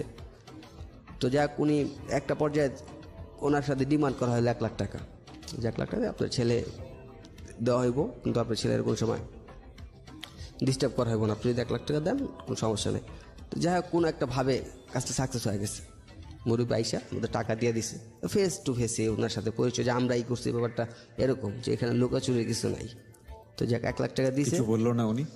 না উনি কি বলবে, ওনার ছেলে তো এরকম এরকম আমরা যে কোনো টাইপ, কারণ ওনার ছেলের বিয়ে করায় যদি দিয়ে দিই আমরা, এরপর তো আর কিছু করা থাকে না, পারলেই সম্ভব, আমরা ইচ্ছা করলে করতে পারি। কিন্তু উনি তো চাইলে পুলিশের হেল্প নিতে পারতেন, আপনার লোকজনের হেল্প নিতে পারতেন, উনি বাড়িওয়ালা, ওখানকার স্থানীয় মানুষ। হ্যাঁ উনি আসলে ইচ্ছা করলে পুলিশের হেল্প নিতে পারতো, কিন্তু উনি নেয় নাই, কারণ উনি চিন্তা করছে যে পুলিশের হেল্প নিয়ে ওদের কাছে দিলে ওরা তো নেক্সট টাইম আসতেও পারে, আর ওরা জানে যে এলাকার পোলাপানোরা এই টাইপের, তো দেখা গেছে যে ওরা তো জামিন আসতে পারে, এখন নাহলে জেলে দিয়ে দিলাম 5-6 মাস বা 1 বছর পরও জামিন আসতে পারে, তো একটা ক্ষোভ থাকতে পারে। আপনারা কোথায় থাকতেন, আপনারা কোথায় ভাড়া থাকতেন বা করতেন, এটা কি বাড়িওয়ালা চিনতো না, জানতো না যে বাড়িওয়ালার সাথে আপনারা এটা না করেছেন? ভাড়া থাকতো না, ভাড়া যে কোথায় আপনারা থাকতাম থাকেন কোথায় সেটা জানতো না? কিন্তু এলাকায় যে থাকে এটা জানতো। ওকে। হ্যাঁ তো আপনার যাক ওনার সাথে কোনোভাবে 1 লাখ টাকা নিয়ে নিলাম ওনার থেকে। তো কিন্তু আপনাদের ভয় করেননি যে এই যে ঘটনাটা আপনারা ঘটাচ্ছেন, এই লোকটা আপনাকে চিনে, আপনারা ফোন করে বলতেছেন আপনারা কোথায় আছেন, টাকা পয়সা কোথায় দিতে হবে, ইন দ্য মিন টাইম যদি পুলিশের সাথে করে নিয়ে আসে, আপনাদের এটা ভয় করেনি? নাকি পুলিশের সঙ্গে আপনাদের কোনো সেটিং ছিল? না পুলিশের সাথে কোনো সেটিং ছিল না, ওই যে আসলে বললাম যে ওরা এই ঘটনাগুলো এর আগে 2-1 বার করছে, তখন ইজিলি করছে, কোনো ঝামেলা হয় নাই। ওকে, সো ওই কনফিডেন্টটা ওরা পেয়ে গেছে। হ্যাঁ প্রথমবার হয়তো ওদের একটা ভয় ছিল, প্রথমবার ভয়টা তোরা কাটে আসছে, ওরা 2-3 বার করে ফেলছে, আমি হয়তো ফার্স্ট। ওকে, আমার ভয় থাকতে পারে, কিন্তু ওদের তার ভয় থাকবে না এখানে। আপনার ভয় করছিল? আমার আসলে ওরকম ভয় না, আমি তখন বলতে গেলে তো বললামই, তখনও ছোটই ছিলাম, জি। ওরকম ভাবে ভয় তো হয় এরকম। কতজন ছিলেন আপনারা একটা গ্রুপে? 5 জন ছিলাম। 5 জন, আচ্ছা। সবাই কি একই বয়সী নাকি আপনার চেয়ে বেশি বয়সী ছিল? আমি সবার ছোট ছিলাম। সবার ছোট ছিলেন? সবার ছোট। কোনো অস্ত্র ছিল আপনাদের কাছে? না আমার কোনো, ওই যে অস্ত্র বলতে ওই চাকুটাকু এসব? চাকুটাকু এসব, হ্যাঁ, Okay. এছাড়া অন্য কোনো অস্ত্র ছিল না। তো যে ছেলেটাকে আপনারা বেঁধে রেখেছেন, ওই ছেলে কোনো কথা বলছিল আপনাদের সঙ্গে? ওই ছেলে ওই যে ও তো ছিল মানে মাতাল ছিল তখন, আচ্ছা, ও তো তখন মাতাল ছিল। ওকে, যাই হোক, তারপর? তা ওই ছেলেও তো আমাদেরকে চিনে, বললাম একটু বলদ টাইপের। যাক টাকা নিছি, টাকা নেওয়ার পরে ওকে ছেড়ে দিছি, ওই ছেলেটাকে বাসায় নিয়ে দিয়ে আসছে ওকে। তো যাই হোক আমরা তো টাকা নেওয়ার পরে প্রায় মোটামুটি কতদিন 10-15 দিন এলাকায় তো নাই, টাকা যে যার মতো নিয়ে গেছি, তো সমান ভাগে 5 জন 20,000 করে। তো আমি তখন বাসায় টাকা দিলাম, তো আমার দেখা যাচ্ছে আমরা 2 জন, তেমন একটা খরচা নাই, মোটামুটি বাইরেই সবসময় থাকি। তো বাসায় টাকা দিলাম, তো টাকা দেওয়ার পর আমার কাছে টাকা ছিল, তো যে যা ওই যে আমার তো বাসায় দিতে হয়, অন্য সবার তো আর বাসায় দিতে হয় না, তো বাসায় হয়তো বাপ আছে, সব ওদের ইনকাম করার লোক আছে, তোরা যে যার মতো ঘুরতে গেল গা, ট্যুরে গেছে দূরে কোথাও, তো আমিও গেলাম একজনের সাথে, তো বিয়ে করবে আর কি, এই জন্য ওর সাথে গেলাম। তো একটা মেয়ের সাথে মানে ভাইয়া গেছে আর কি, একটা ছেলে আছে, এখন কে বিয়ে করবে? আমার এক ফ্রেন্ড। আচ্ছা, তো ভেগে গিয়েছে কে? আমার এক ফ্রেন্ড কার সঙ্গে ভেগে গেছে? একটা মেয়ের সাথে। তাকে বের করে নিয়ে এসছে? হ্যাঁ। তার মধ্যে আপনারা বিয়ে পড়াবেন, তাই কি? হ্যাঁ, আচ্ছা, ওকে। তো যে আমার ফ্রেন্ড, নামটাই বলি ওর, হুম, ও একটা মেরিনে ভাগা গেছে, তো যার পর ও ছিল হোটেলে, আচ্ছা, মোটামুটি 5-6 দিন হোটেল ছিল, তখন ওদের বিয়ে হয় নাই, 5 দিন হয়তো হোটেল ছিল। তো ওদেরকে নিয়ে আসা আমরা আরও যারা ছিল, যে বললাম যে ওরা ট্যুরে গেছে, তোরা ট্যুরেতে ফিরে আসার পর ওদের বিয়ে দিয়ে দিলাম আমরা। তাই যাক ওরা বিয়ে করছে, বিয়ে করার পরে ওই হোটেলেই ছিল ওরা মোটামুটি 10-15 দিন হোটেলে ছিল। 10-15 দিন পর হোটেল থেকে ওদেরকে ধরে পুলিশে নিয়ে গেছে আচ্ছা, হোটেল থেকে। তো হোটেল থেকে পুলিশে নিয়ে গেছে, তো পুলিশে নেওয়ার পরে যে কমপ্লেন করছে মেয়ের বাপ মা, ওরকম ভাবে না, হোটেল থেকে এমনি নিয়ে গেছে। তো নিয়ে যাওয়ার পর ওদের ফ্যামিলির কাছে ফোন দিয়েছে, তো ফ্যামিলি গেছে, আমরাও গেছি। তো যাই ওখান থেকে টাকা পয়সা দিয়ে ওদের ছাড়া নিয়ে আসা হয়েছে। তো সবাই জানে বিয়ে হয়ে গেছে ওদের। তো যাক বিয়ে হয়ে গেছে, ওরা আলাদা সেটেল হয়ে গেছে। তো আমার ওই ফ্রেন্ড যে বিয়ে করছে আর কি, তোর কাছে এর আগেও কয়েকবার করছে, তোর কাছে টাকা ছিল, কইছে ভাই আমরা তো বিয়ে করে ফেলছি, এখন তো এসব সম্ভব না, আর একটা ব্যবসা করি। এখন কী ভাই কী ব্যবসা করবেন বলেন? পরে বলেছে ফেন্স রিলের ব্যবসা করবে। যেই ফ্রেন্ডটা বিয়ে করে ধরা খেলো, হ্যাঁ হ্যাঁ আচ্ছা, যার কথা আপনি বলছিলেন একটু আগে। হ্যাঁ, তো বলছে ফেন্স রিলের ব্যবসা করবে আর কি। তো ফেন্স রিল ব্যবসার সাথে তো আমার ওরকম অভিজ্ঞতা নাই, বুঝিও না। তো আসলে আমার ওই ফ্রেন্ড, চুরির সাথে অভিজ্ঞতা হয়েছে, ড্রাগের সাথে অভিজ্ঞতা হয়েছে, কিডন্যাপের সাথে অভিজ্ঞতা হয়েছে, কিন্তু এই ব্যবসার সাথে কোনো অভিজ্ঞতা হয়নি, ড্রাগ ব্যবসা। হ্যাঁ, এই ব্যবসার কোনো অভিজ্ঞতা নেই। তো ওরা জানতো যে আসলে আমি মানে এলাকার মধ্যে খুব, পাশের এলাকা তো, এলাকার মধ্যে খুব পাওয়ারফুল লোক, বা এলাকায় ওর সব কিছুই মোটামুটি অ্যাভারেজ ক্রাইম যেহেতু যত কিছু সব কিছুই আমার জানা। ওরা মনে করতো এরকম, কিন্তু আমিও বুঝতে দিতাম না যে না আমি এগুলো জানি না। মানে একটা ভাব নিতেন আপনি? হ্যাঁ, এরকম ভাব দিতাম। তো ওরা বুঝতো যে হ্যাঁ এরকম। তো আমি বললাম যে ঠিক আছে ভাই, আপনি যেহেতু কইছেন ব্যবসা করবেন, তাহলে এটা আমরা বেনাপোলেতে নিয়ে আসবো আর কি। ওই বললাম বেনাপোলে, তো মানুষ এলাকায় থাকলে, সিনিয়র টিনিয়র থাকলে যে জানা হয় যে বেনাপোলে ফেন্সিল বিক্রি হয়, তো এখান থেকে নিয়ে এসে বিক্রি। তো উনি বলতেছে, ওনার এক বড় ভাই ছিল, উনি ব্যবসা করতো। তো উনি জানতো যে বেনাপোলের থেকে নিয়ে আসে 200 টাকা, 220 টাকা। তো ঢাকা আইসা ওটা সেল হয় 500 টাকা, 550 টাকা এরকম। তো আমাকে বললাম যে ঠিক আছে ভাই, এরকম তো আমিও জানি, আর এদিকে ভাই ব্রাদার আরও সবাই আসে আনে, তো আমারে দিন টাকা আমি নিয়ে আসবো না। তো উনি তো বিয়ে করছে, তখন কী করবো, দেখা যাচ্ছে এইসব ব্যবসা ট্যাবসা করবো এই চিন্তা ভাবনা। তো আমার কাছে টাকা দিচ্ছে 50,000 টাকা, ভাই আপনি কিছু মিক্স করেন কইরা। তো আমি ওর বলছি ভাই আমার কাছে এত টাকা নাই, আপনাদের যে কাজটা করছে এই 20,000 টাকা আছে। আমি তো 20,000 টাকা নাই আমার কাছে, যে বাসায় দিয়ে দিছি। এই রাসেলও কি জড়িত ছিল ওই চিন্তার সঙ্গে? হ্যাঁ, ওই ইয়ের সাথে, সরি, কিডন্যাপের সাথে। হ্যাঁ, ওকে। তো আমি বললাম যে আমার তো 20,000 টাকা আছে, আর তো নাই, তা আমি এই দিতে পারবো, এর বেশি দিতে পারবো না। তো বলছে, ঠিক আছে। এর আগে ওরা 3টা কাজ করছে, তো ওদের আরও টাকা আছে। তো ওই যে আবার ও বিয়ে করার টাইম ওর বাসার থেকে অনেক কিছু নিয়ে আসছে, সোনার কানের দুল, চেন টেন যা ছিল ওদের, ওর মার। সব মিলিয়ে কত টাকা হলো? আমার টাকা 20,000 তো ওকে বলছে আমি দিব, কিন্তু আমি তার 20,000 টাকা দিই না। ওরা আপনাকে কত টাকা দিয়েছে? 50,000 টাকা ও দিচ্ছে, সব মিলিয়ে গোল্ড হোল্ড এগুলো সবকিছু মিলিয়ে। গোল্ড টোল বিক্রি করছে, ও হোটেলে ছিল। সব মিলিয়ে আপনাকে 50,000 টাকা দিয়েছে? হ্যাঁ, আচ্ছা, আমাকে 50,000 টাকা দিয়েছে। তো আমার প্ল্যানটা ছিল এরকম যে ও 50,000 টাকা নিয়ে আমি পুরোটাই নিয়ে নিব আর কি, খাই দিব আর কি ওর টাকাটা। ওকে। আমি আর ব্যবসা সাহেবতে যাবো না আর কি, 50,000 টাকা খাই দিব। যাই 50,000 টাকা নিলাম। তিনি আসলে 50,000 টাকা আমি ওইখান থেকে নিয়ে বাসায় চলে আসলাম। তো আমার তখন একটা ফোন ছিল, তো মোটামুটি দামি একটা ফোন ছিল। তো ওই চুরি করবার ফোন কিনছিলাম একটা। তো ওই ফোনটা আবার ওরে দিয়েছিলাম ব্যবহার করতে, যে ভাই কয়দিন ও বিয়ে করছে, কয়দিন ভাই আমি ব্যবহার করি, আপনি নিয়েন। তো যাই হোক, ওইখান থেকে আমি 50,000 টাকা নিয়ে বাসা আসলাম। বাসা আসার পরে তাকে আবার চিন্তা করলাম যে যাকে এখানে যেহেতু ওরা তো পাশের এলাকার, ওদের সাথে তো ওরকম সম্পর্ক নাই, বাসাটা চেঞ্জ করে অন্য বাসায় চলে যাই। তো আমি ওখান থেকে বাসা চেঞ্জ করে অন্য জায়গায় নিয়ে নিলাম। টাকাটা মেরে দিলেন? হ্যাঁ, টাকাটা নিয়ে গেলাম। তো টাকা নেওয়ার পরে এখন দেখা গেছে যে পার্শ্ববর্তী এলাকা, তো দেখা যাচ্ছে একটা থানার এরিয়ার মধ্যেই, তো দেখা এক সময় হয়েই যায়। তো ওর সাথে দেখা হয়েছে। তো ওরা তো ওই যে বললাম আগে যে ওরা জানে আমি একটু পাওয়ারফুল, অনেক কিছু জানি, ভাব নিয়েও চলতাম। তো ওরা ওরকমভাবে জোর দিতে পারতেছে না, ভাই টাকাটা, ও না এখানে একটা জিনিস মিস হয়েছে যেটা ওকে আমি ফোন দিয়ে বলছিলাম যে আমাদের তো ধরা খেয়ে গেছি। মানে মিথ্যা বলেছেন? হ্যাঁ, যে আসলে ডিলটা ধরা খেয়ে গেছে না? হ্যাঁ, ডিলটা ধরা খেয়ে গেছি।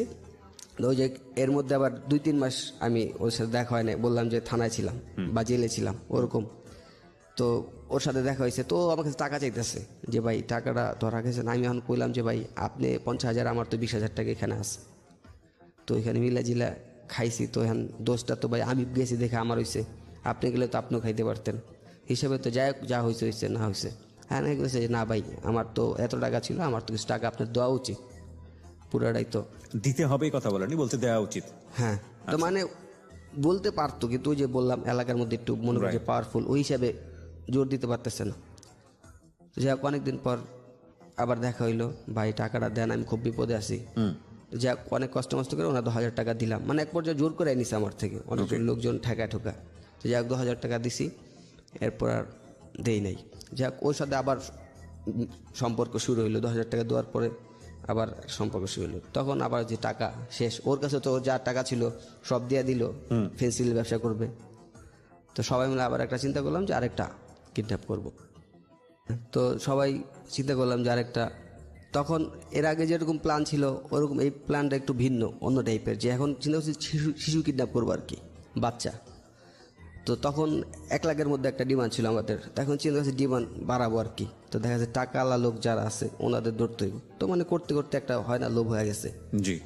তো শিশু কিডন্যাপ করবো, তো এলাকায় আমরা টার্গেট করতেছি কাকে কিডন্যাপ করা যায়, কার ছেলে, কার কাছে টাকা আছে। তো যাই হোক 1 মাসের মতো আমরা প্ল্যান করলাম, তো একজনকে সিলেক্ট করছি, প্ল্যান করলাম যে করতে হবে কীভাবে, সব কিছু একটা প্ল্যান করলাম, কোথায় রাখবো ছেলেটাকে, কিভাবে যাবো। তখন একটা পুলিশের ভয় ছিল যে যদি টাকা রিসিভ করতে যাই তখন যদি ওনারা পুলিশ নিয়ে আসে বা মোবাইল ট্র্যাক করবে, মানে তো ওরকম তখন আসলে হইতে একটা অভিজ্ঞতা হয়ে গেছে, মোবাইল ট্র্যাকের ব্যাপারটাও চলে আসছে, যে কিভাবে করলে কিভাবে মোবাইল ট্র্যাক করতে পারে, সব চিন্তা ভাবনাই মাথায় নিয়ে কাজ করতেছি। তো চিন্তা ভাবনা 1 মাস অনেক চিন্তা ভাবনা করলাম, কোথায় নিব টিব, সব কিছু চিন্তা ভাবনা হইল। তখন যে ছেলেটা কিডন্যাপ করেছে ও মোটামুটি পরিচিত বলতে সবাইরে মুখে চিনে, সবাইরে না 3 জনরে চিনে মুখে। আপনাদের টিমের? হ্যাঁ, আমাকে চিনে না, আরেকটা ছেলে আছে ওকে চিনে না, সেটা 3 জনকে চিনে। বয়স কত ছেলেটার? ছেলেটা তখন 8 বছর। 8 বছর বয়স। আপনাদের এলাকারই। ওকে। বাবা কি করতো? ওর বাবা ব্যবসা করতো, আপনার মোটামুটি অবস্থা সম্পন্ন? হ্যাঁ, স্থানীয়, বাড়ি আছে। আর আপনার মাছের ব্যবসা করতো। ওকে। মানে বিগ একটা লোড নিয়ে এসে ঢাকা ছিল, তো মোটামুটি টাকা পয়সা আছে। টার্গেট কত ছিল আপনাদের? আমাদের টার্গেট ছিল 5 লাখ টাকা। 5 লাখ টাকা। ওকে।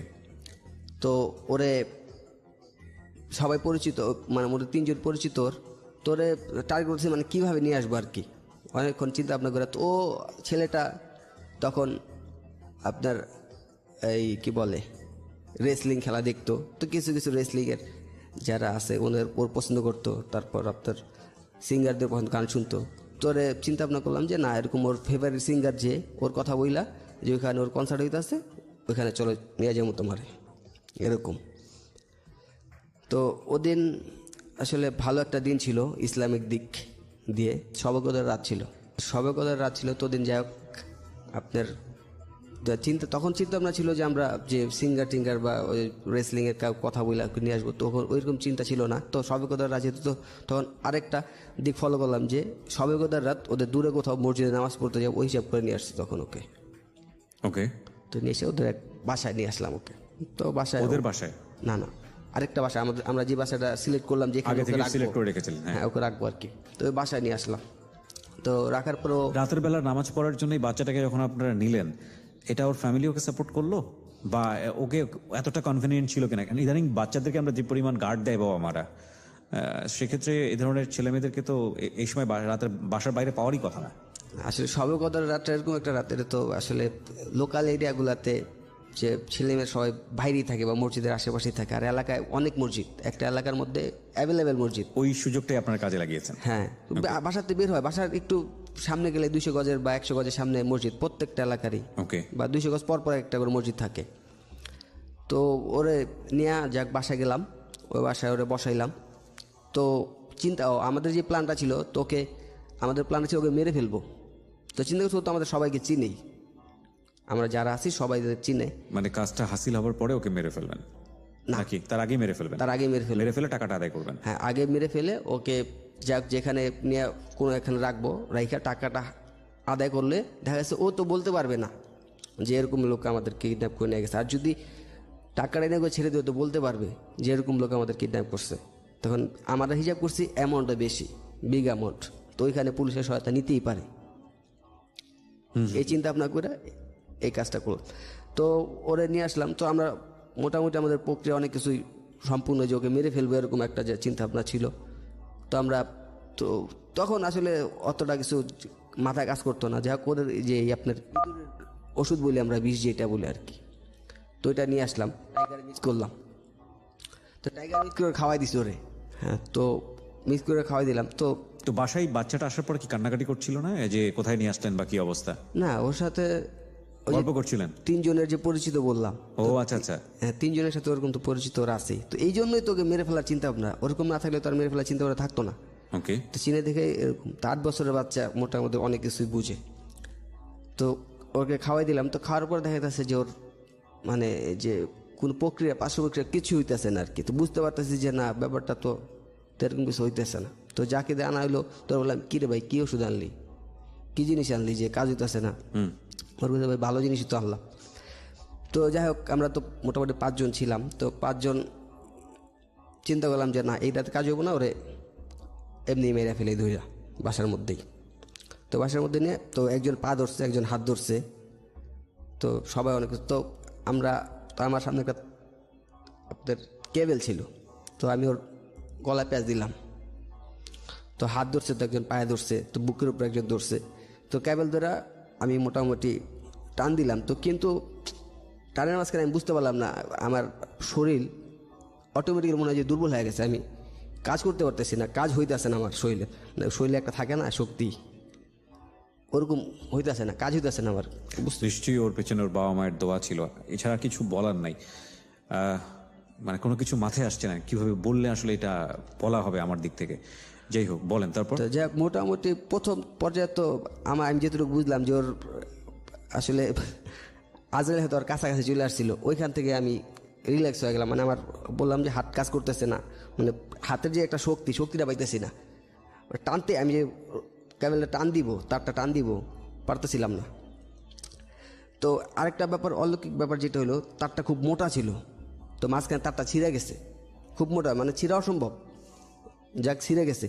তো আমি ওখানে রাখলাম। তো রেখে বললাম যে ভাই, এটা আসলে আমার পক্ষে পসিবল না, আপনারা যদি করেন ভাই করেন, আমি চলে যাই।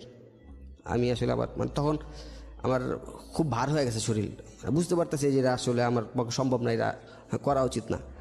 তো আমি বললাম যে ভাই আপনারা করেন, আমি চলে যাই।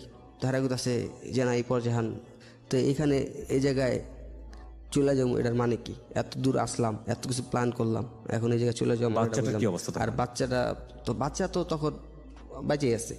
ও কি কোনো রকম কান্নাকাটি করছে, ভয় পাচ্ছে? মানে মুখে হাত দেওয়া ছিল, মানে ও প্রেশার দিতেছে ছুটার জন্য আর কি। আর ওর মুখে হাত দেওয়া আছে, তো ও যে চিলেছিল এরকম অবস্থানে। তাই আমি বললাম যে ভাই আপনারা করেন, আমি চলে যাই। এখন কোথাছে যে এখন যদি ওরা থুয়া যাই, তো এখন তো বিপদে বলবো আমরা, কারণ ও তো সবাই চিনে বাসা যায় বলে দিব।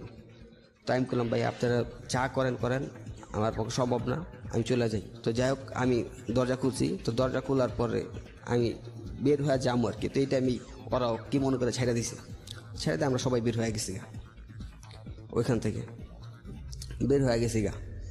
ও এখানে একটু মিস্টেক হয়েছে। জি। তো ওকে রাখার সময় এই যখন ওকে মারবো চিন্তা ভাবনা, এর আগে ফোন দেওয়া হয়েছে ওর বাসায়। ওর আগে ফোন দিয়ে ফেলেছেন অলরেডি? এর আগে ফোন দিয়ে ফেলছে যে এরকম আপনার ছেলের এরকম কিডন্যাপ করা হয়েছে, আপনি ছেলের নিতে হইলে টাকা লাগবে 5 লাখ টাকা। আর আপনাদের সব সম্বন্ধে আপনাদের যা আছে সবই আমরা জানি। আপনার প্রত্যেক সেকেন্ডের আপডেট আমার কাছে আসতেছে, আপনি কি করবেন না করবেন সব আমাদের কাছে আসতেছে। আপনি অন্য কোনো চিন্তা ভাবনা করেন না, যেটা বলতেছি টাকা ম্যানেজ করেন, আজ হোক আগামীকাল হোক, যখনই দেন টাকাটা ম্যানেজ করেন। আর আপনি যদি আপনার কি বলে ডান হাত থেকে বাম হাতে বলেন ব্যাপারটা, আমার কাছে কিন্তু আপডেট চলে আসবে। আপনি সব কাউকে বলার চিন্তা ভাবনা করেন না, যেভাবে আছেন ওইভাবে কাজ করেন। তো ওই চিন্তা ভাবনা করলাম যে বলা যেহেতু হয়ে গেছে, এখন কাজটা করে ফেলতে। তো বললামই যে কাজটা আমার পক্ষে সম্ভব হয় নাই। তো আসলে আমারও তখন মাথায় চিন্তা ভাবনা যা বলছি সবাই তো সব কিছু বুঝলেই দিছি, চলে আসি তখন। তো বের হয়ে চলে আসছি ওখান থেকে বের হয়ে এসে পড়ছি। তো বের হয়ে আসার পরে এখন ওর যে ফ্রেন্ড সার্কেল যারা ছিল, তো ফাইন, যেহেতু আপনি এটা বলে দিয়েছেন ওর বাবা মাকে, এবং তারপরে ছেলেটার বেঁচে থাকা মানে হচ্ছে নিশ্চিতভাবেই আপনাদের পরিণতির দিকে আগায় যাওয়া। এটা কি ওই সময়টাতে জানতেন যে বড় রকমের একটা বিপদ হতে পারে আপনাদের জন্য?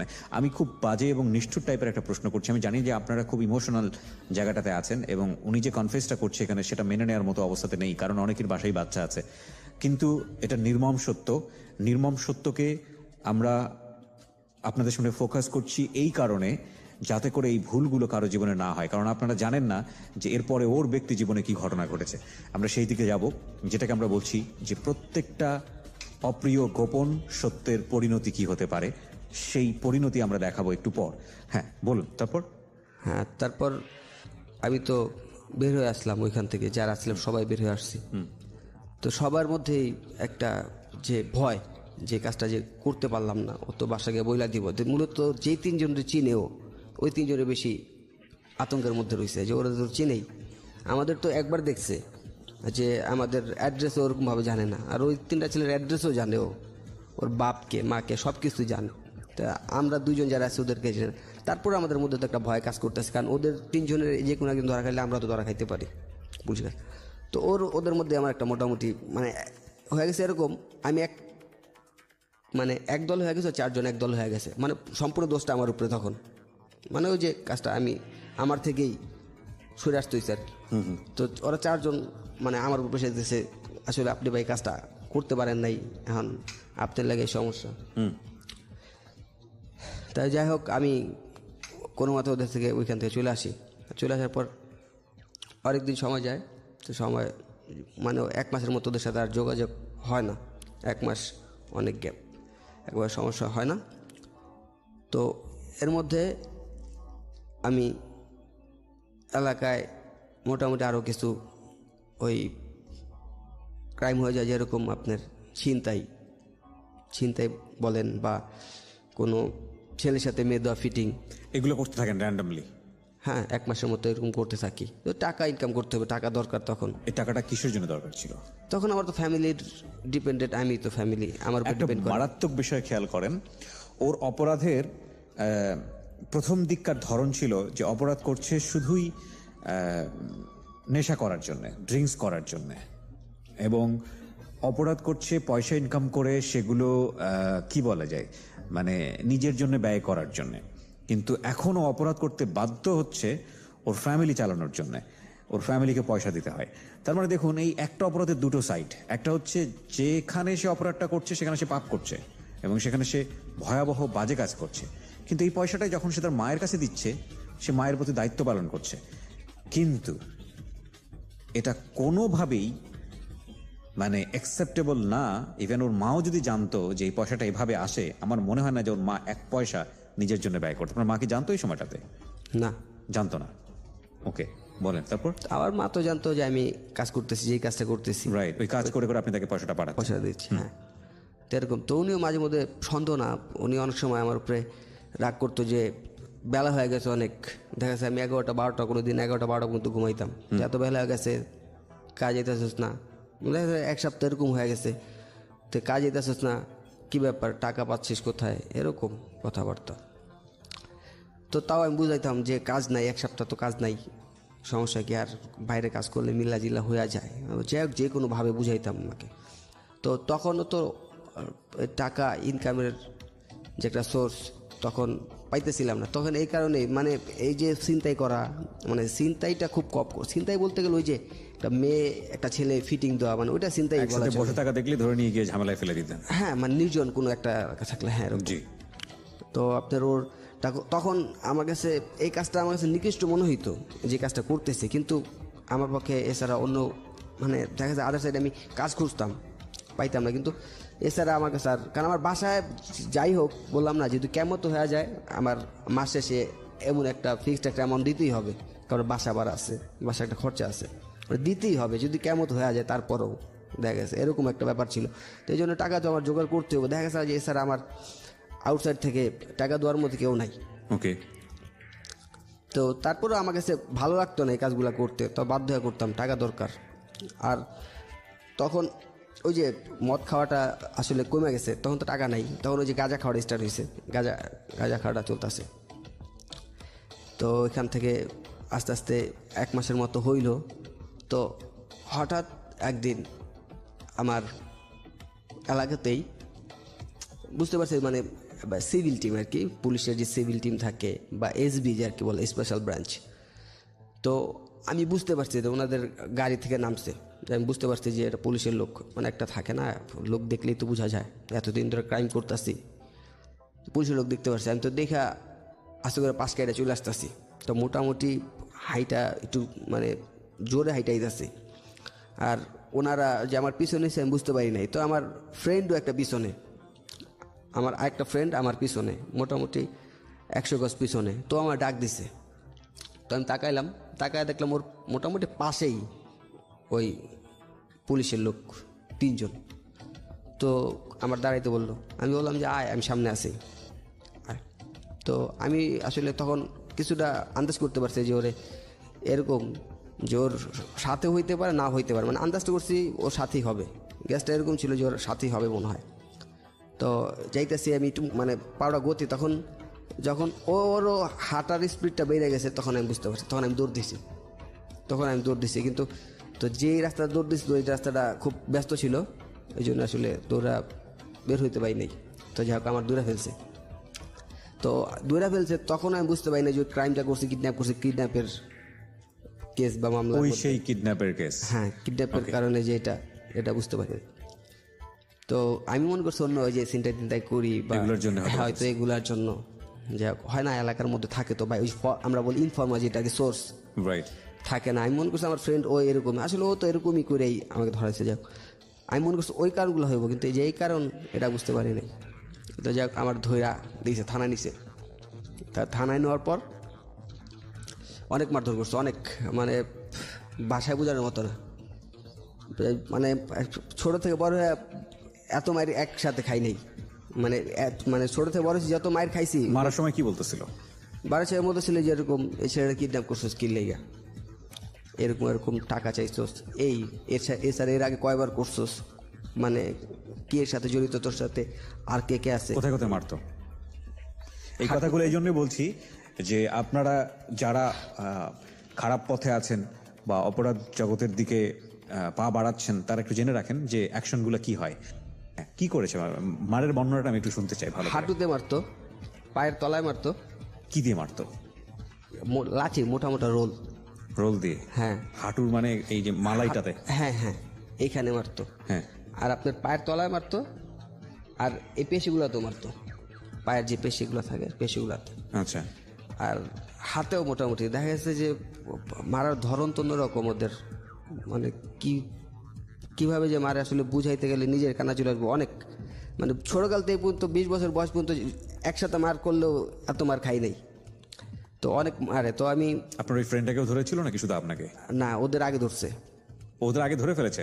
ওদের আগে ধরে এটা ফেলেছে। আপনি জানতেন না? না, ওদের ধইরা অলরেডি আপনার করে চালান করে দিছে। ওকে। তো ওদের যেদিন করে চালান করছে এর পরের দিন আমার ধরছে। ওকে, ওরা ইনফরমেশনটা দিয়েছে? আমি তখনও জানি না ওদের ইনফরমেশন দিছে কিনা ওরা। আচ্ছা। আমি নিল, আমারে মারলো। তো ওরা এর মধ্যে, ওরা দুজনের মধ্যে একজন 164 বল, যেটা স্বীকারোক্তিমূলক, 164 ধারায় জবানবন্দি। 164, হ্যাঁ। জবানবন্দি দিয়ে দিয়েছে অলরেডি? ওদের দেওয়া হয়েছে 2 জন রে, ওদের 2 জনের মধ্যে একজন দিয়ে দিছে, আরেকজন দেয়নি। আচ্ছা। তো আমার ধরছে, তো আমার তো, আমি তো বলতেছি না, তো আমার অনেক মারছে। তো আমার রাত্রে নিয়ে গেছে, প্রায় 3 ঘন্টা মারছে আমারে ওইখানে। একজনই মারতো নাকি পালা করে করে? হ্যাঁ, না, একজনই, মানে ওইখানে যে দারোগা ছিল আর কি, তো উনি অনেকক্ষণ, তো উনি আসলে ওই এলাকার ওই থানায় খুব খাতারনাক দারোগা ছিল, অনেকক্ষণ মারে। তো ওরা মারার ধরনই অন্যরকম। তো আমি ওই 3 ঘন্টা মারার পর যে বসুব না দাঁড়ামো পসিবল না, মানে শুয়ে রয়েছি, দাঁড়ানো সম্ভব না আর বহাও সম্ভব না, এরকম মারা মারছে। তো আপনার মারার পর যাই হোক আমার ওইখান থেকে নিয়ে রাখছে। তো রাত্রেবেলা আমার কাছে টাকা ছিল কিছু, তো এখন আমার ফ্যামিলি কেউ জানে না যে আমি, তো ওইখানে পুলিশে দিলাম, কিছু টাকা দিলাম, একজন থাকে না কনস্টেবল, ওনাকে টাকা দিলাম, জানবে কিছু খাবার নিয়ে আসেন। তো রাত্রেবেলা তো খাই নাই, যাই হোক টাকা দিলাম, ওরা খাবারটা রাইনা দেয় নাই, যাক ভালো কথা, বাসায় তো জানাইতে হইব। তো সকালবেলা লোক আইছে, আপনার প্রত্যেকটা থানার মধ্যে সকালবেলা ওই আপনার উকিলের সহযোগী যারা থাকে আর কি, ওনারা যায় যে উকিল লাগবে কি না, এরকম যায়। তো গেছে, তো বলেছে যে আপনার ফ্যামিলির সাথে যোগাযোগ করলে আপনার, তো যাক আমি বাসার নাম্বার দিলাম, টাকাও দিয়ে দিলাম, যে বলছে ফোন দিব টাকা, 100 টাকাও দিয়ে দিলাম। উনি আর মনে হয় যোগাযোগ করে নাই। তো ওইখান থেকে আমার এসে নিয়ে গেছে, করে নিয়ে গেছে। তো আমি তো দাঁড়াইতে পারতেছি না, পরদিন সকালেই দাঁড়ানো সব, তো আমার মোটামুটি ধৈর্য নিয়ে গেছে। তো গাড়িতে উঠেছে, এসে গেছি ওই থানা পর্যন্ত গেছি, কোর্ট পর্যন্ত গেছি আর কি, করে গেছি। করে যাওয়ার মধ্যে আমার বাসায় ওই আমার বোনের হাজব্যান্ডের বলা হয়েছে, তো বোনের হাজব্যান্ডের নাম্বার দিছে আমি, ওনারা বলা হয়েছে, তো উনি আইসা পড়ছে। তো উনি আসছে, আসার পরে উকিল ধরা হয়েছে। তো এখানে আবার আমি তো ওদের একজন তো 164 যারা স্বীকারোক্তি দিছে, তো আরেকজন দেয় নাই, তো এখন আমিও তো দেই নাই। তো ওইখানে ওরা 2 নাম্বার আসামি দিছে আমাকে, এর আগে আরেকজন ছিল, ওর 1 নাম্বার, আমার 2 নাম্বার দিচ্ছে। তো 1 নাম্বারও দেয় নাই স্বীকারোক্তিমূলক, আর 3 নাম্বার যে ও দিছে। তখন স্বীকারোক্তি দিয়ে দিছে 3 নম্বরে, হ্যাঁ 3 নাম্বার 1 নম্বরও দেয়নি, 2 নম্বরও দেয়নি। 2 নাম্বার 2 নম্বর আছেন আপনি। হ্যাঁ। তো ওরা রিমান্ডে নিছে, মানে রিমান্ড চাইছে আর কি কোর্ট থেকে 5 দিনে। তো কোর্ট থেকে 5 দিনের রিমান্ড দেয় না, 2 দিনের রিমান্ড দিছে। আপনাকে 2 দিনের রিমান্ড দেওয়া হলো। এই 2 দিনের রিমান্ডের গল্পটা আমি শুনতে চাই, রিমান্ডে কি করে? হ্যাঁ, 2 দিনের রিমান্ড দেওয়া হয়েছে, যাক নিয়ে গেছে আবার থানা সিএনজিতে করে নিয়ে গেছে। তো নেওয়ার পর আমি তো মোটামুটি তখন এমনিতেই প্রায় শেষ। দোয়া-দরুদ পড়া শুরু করেছেন? হ্যাঁ, মানে সত্য কথা যেটা, আমি কি বলবো, ওনার বাপ পর্যন্ত বলছি প্রথম দিন, মানে যেদিন মারছে। হ্যাঁ রিমান্ড ছাড়াই, মানে বাপ পর্যন্ত বলছি আমি, আপনি আমার ধর্মের বাপ, আপনি ছাইড়া দেন আমাকে, আর মারেন না, আমি কিচ্ছুই করি নাই। মানে আমি বুঝতেছি না যে কওয়া উচিত না, মানে আমি চিন্তা করছি যদি কই তাহলে তো আরও মারবো, আচ্ছা, যদি বলি তাহলে তো আরও মারবো, আমি ওই চিন্তা করে। মানে স্বীকারোক্তি চাচ্ছিল আপনার কাছ থেকে। স্বীকারোক্তি হলে তো জেল হয়ে যাবে বা যেটাই। না আমি ওরকম চিন্তা ভাবনা, আমি চিন্তা করছি যদি বলি আরও মারবে, হ্যাঁ এরকম ওইরকম চিন্তা ভাবনা আমি বলতেছি না। তো যাক রিমান্ডে নিছে। তো রিমান্ডে নেওয়ার পর প্রথম দিন, এখন ওই যে আমার বোনের হাজব্যান্ড, উনি তো ওনার জানছে যে রিমান্ডে নেওয়া হয়েছে। তো আমার রিমান্ডের বিষয়টা কি থাকে? ওটা কি কোনো আলাদা জায়গাতে নেওয়া হয়? না থানাতেই। থানাতেই থাকে? আচ্ছা, থানাতেই, মানে কোর্টের থেকে থানায় নিয়ে আসে। আচ্ছা, তো থানায় নেওয়ার পর ওদিন আমার কাছে তোর ভালো মতো, ঠিক আছে, ভালো মতো জিজ্ঞেস করতেছি, তুই ক যে কি করছস, কেমনি কি, এর আগে কয়টা করছস, এই আসো বিষয়। এখন আমি তো কবে, আমি তো ছিলামই না স্যার, আমি তো এর মধ্যে ছিলামই না, মানে আমি বলছি আমি ছিলামই না এর মধ্যে, আমি জানি না, আপনি হুদাই আমার দূরে লইছেন, আমি এর মধ্যে কিচ্ছুই জানি না। তখন ও কোথায় তোর মধ্যে একজন তো কইয়া দিছে তোর এই কাজ করছস, তুই কবি না। এখন আমি কইতাছি, দেখেন ওরা হয়তো আমার ফাঁসায় দিছে, আমি এ ব্যাপারে কিচ্ছু জানি না, আমি একটা ভালো বলা কাজকাম করি, আমি জানি না। তো যাই হোক ওনারা মানবো না, তারপর মারছে, তারপর গরম পানি দিয়ে দিছে নাকে নোয়া, গরম পানি দিছে। গরম পানি কি আপনাকে কি উপর করে, মানে একদম ঝুলন্ত অবস্থায়? না ঝুলায় না, মানে একটা টেবিল রাখা, তো টেবিলের উপরে ঘাড় এমনি দিয়ে তারপর গরমের উপরে ঘাস শোয়া ফেলেছে। হ্যাঁ, ঘাস শোয়া ফেলে নাক দিয়ে গরম পানি দিয়েছে। গরম পানি হাত পা কি বেঁধে ফেলেছিল? হাত পা তো সব বাঁধাই তখন। ও অল টাইম হাত পা বাঁধা ছিল? হ্যাঁ। হাতটা কিভাবে বাঁধা ছিল? হাতটা বাঁধছে এরকম, পেছন দিক দিয়ে মোড়া? হ্যাঁ, এই 2 সাইড বাঁধা, মানে এইখানে না। বুঝতে পেরেছি আমি। ও যেটা বলছে যে হাতটা পেছন মোড়া করে বাঁধা, 2টা হাত পেছন দিকে নেওয়া, হাতের দাগনা যেটাকে বলে আমরা, এটা হচ্ছে শোল্ডারের নিচেই এই 2টা জায়গা, এবং আপনার হলো এই 2টা হাত বাঁধা। আর পা বাঁধা ছিল? পা বাঁধা ছিল না। ওই অবস্থায় আপনাকে মানে কি বলে, চিৎ করে ফেলে, চিৎ করে ফেলে আপনাকে নাক দিয়ে গরম পানি দিয়েছে। হ্যাঁ। তারপর তো চিল্লাচিল্লি করলাম অনেকক্ষণ, তো চিল্লাচিল্লি করার তো মানে না দিছে। নাক দিয়ে গরম পানির ফিলটা অনেকেই তো জানা নাই, আপনি একটু বলেন। কারণ আমি এই বিষয়গুলোকে ফোকাস করছি এই কারণে যে একটা কথা আছে না, যে যিনি অপরাধ করছেন হয়তো গোপন আছে, হয়তো আজকের এই সিক্রেটস অনুষ্ঠানটা শোনার পরে অনেকেই অপরাধটা ছেড়ে দেবেন, বিকজ অফ যদি এইরকম সিচুয়েশন তাকে ফেস করতে হয়। হ্যাঁ, কারণ এগুলো কত ভয়াবহ হতে পারে। এই ধরনের রিমান্ডে কিন্তু অনেকেই বড় ধরনের দুর্ঘটনায় মারাও যান অনেক সময়। এবং আপনার নাক দিয়ে যখন গরম পানিটা ঢালা হচ্ছিল, তখন ভেতরে অনুভূতিটা কি হচ্ছিল, মাথায় কোথায় গিয়ে লাগছিল?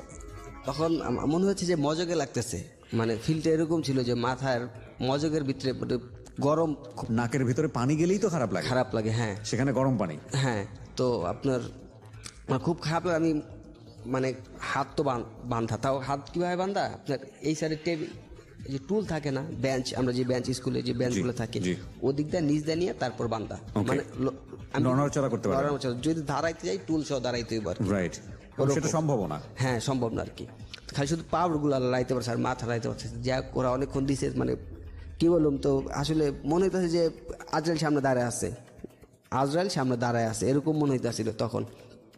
যা কাটছে অনেকক্ষণ পর রাখা, তারপর ঘন্টা 2 কিছু বলে নাই, রাইখা দিছে। ঘন্টা 2 রাখার পরে তারপর আবার মারা স্টার্ট করছে। তোমার মোটামুটি একদিন মারছে, তো পায়ে ওদিন পায়ের তলায় মারছে, তো আমার দাগ আছে এখনো, হাতে মারছে, যে পায়েরও দাগ আছে, তো পাও আমার এর আগের দিন যে মারছে তো সাথে সাথে ফুইলা গেছে পা। 2 ঘন্টা রেস্টের পর আবার তখন পায়ের পাতায়, পায়ের যে পাতার মধ্যে অনেক মারে।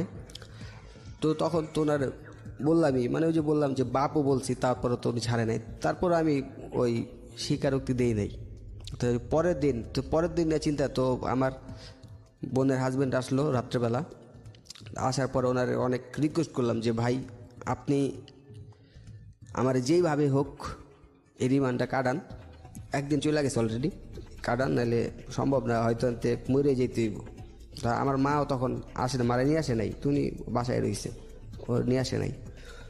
তো আমি বললাম যে হয়তো কালকে না বাজি থাকতে পারি যদি রিমান্ড না কাটান। তো যাই উনি ম্যানেজমেন্ট করে থানায় 10,000 টাকা দিছে, 10,000 টাকা দিয়ে তো রিমান্ডটা ক্যান্সেল করছে। পরের দিন, একদিন তো গেছে, 2 দিন নিছিল, হ্যাঁ, তো 2 দিন ছিল, একদিন আপনার চলে গেছে, পরের দিন 10,000 টাকা দিয়া কাটা যেতে, আমার ওইখান থেকে জেলে পাঠাই দিছে।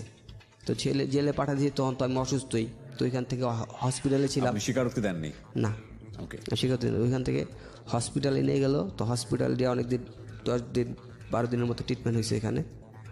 তো পায়েটা ট্রিটমেন্ট হয়েছে, তো হওয়ার পর ওইখানে যাওয়ার পর আগের এই যে যাদের সাথে করছিলাম কাজটা, ওদের সাথে দেখা হয়েছে ভিতরে। তো তখন আমি জানতাম না যে ওরা ধরা খাইছে। তো যাই ওদের সাথে দেখা হয়, এত আমি শকড জোড়া। তো ওরা বললাম যে ভাই তুইলে আপনারাই কাজটা করছেন, আমার ধরাই দুজন।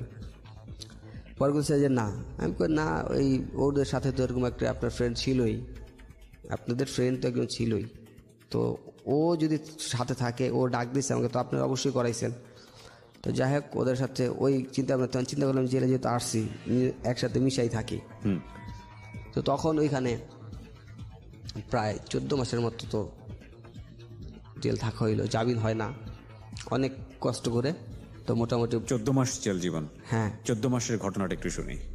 হ্যাঁ, 14 মাস ওইখানে যখন ছিলাম, তো ওখানে তো আসলে সকালবেলা যাওয়ার পরেই যেদিন ঢুকাইলো, তখন অনেক চেক করে ঢুকানো হইলো। তো ঢুকানো হওয়ার পর আপনার তো খাবারের কথা যেটা বলি আর কি, খাবার তো যাওয়ার পর খাবার অসম্ভব খাবার যেটা খাওয়া সম্ভবই না, মানে সুস্থ মানুষের পক্ষে ওটা সম্ভব না যে খাবার দেয়। তো ওইখানে গেলাম, তো যাওয়ার পর রাত্রেবেলা ঘুমের সমস্যা। তো এখানে আসলে কিরকম আপনার ধরেন 2 জনের জায়গায় 8 জন থাকতে হয় মিনিমাম, 2 জনের জায়গায় 2টা মানুষ যেভাবে থাকবো ওরকম। তাই দেখা যাচ্ছে যে অনেক লম্বা জায়গা, তো দেখা যাচ্ছে 10 ফুট জায়গা, লম্বা যদি 10 ফুট জায়গা হয়, ওইখানে কমসে কম মিনিমাম হইলেও 50 জন লোক থাকতে হয়। তো পুরোপুরি প্যাকেট করা তাহলে বলা চলে, মানে একাধিক একজনের গায়ের সাথে আরেকজনের গায়ে চাপাচাপি এরকম দেখা গেছে যে প্রেসারে অনেক সময় 8-10 জন উপরে উঠা যায়। ওরে বাবা! মানে একসাথে যদি থাকে না সিঙ্গেলে, মানে সবাই এইভাবে শুইতে হয়, এরকম শোয়া যায় না, এইভাবে শুইতে হয়। তো দেখা যাচ্ছে চাপাচাপিতে 2-3 জন উপরে উঠা যায়, মানে প্রেসারে 2-3 জন উপরে উঠা যায়। তো উপরে উঠা গেলে আর ওই জায়গায় তার জায়গা পাওয়া সম্ভব না, সবাই পেশি শক্তি খাড়া চাইপা থাকে। তো সবাই পেশি শক্তি খাড়া চাইপা থাকে। তো এখানে এটা কি ঘুমের সময়ের অবস্থা? ঘুমের সময় সারাদিন তো আপনি হাইটা যেটা যেভাবে চলবেন ওরকম। রাত্রেবেলা এরকম ভাবে রাখা হয়? রাত্রেবেলা এইভাবে ঘুমাবে কিভাবে মানুষ? না ঘুমাইলে ওই বসে থাকতে হইব। কোথায় বসে থাকবে? রুমের বাইরে গিয়ে?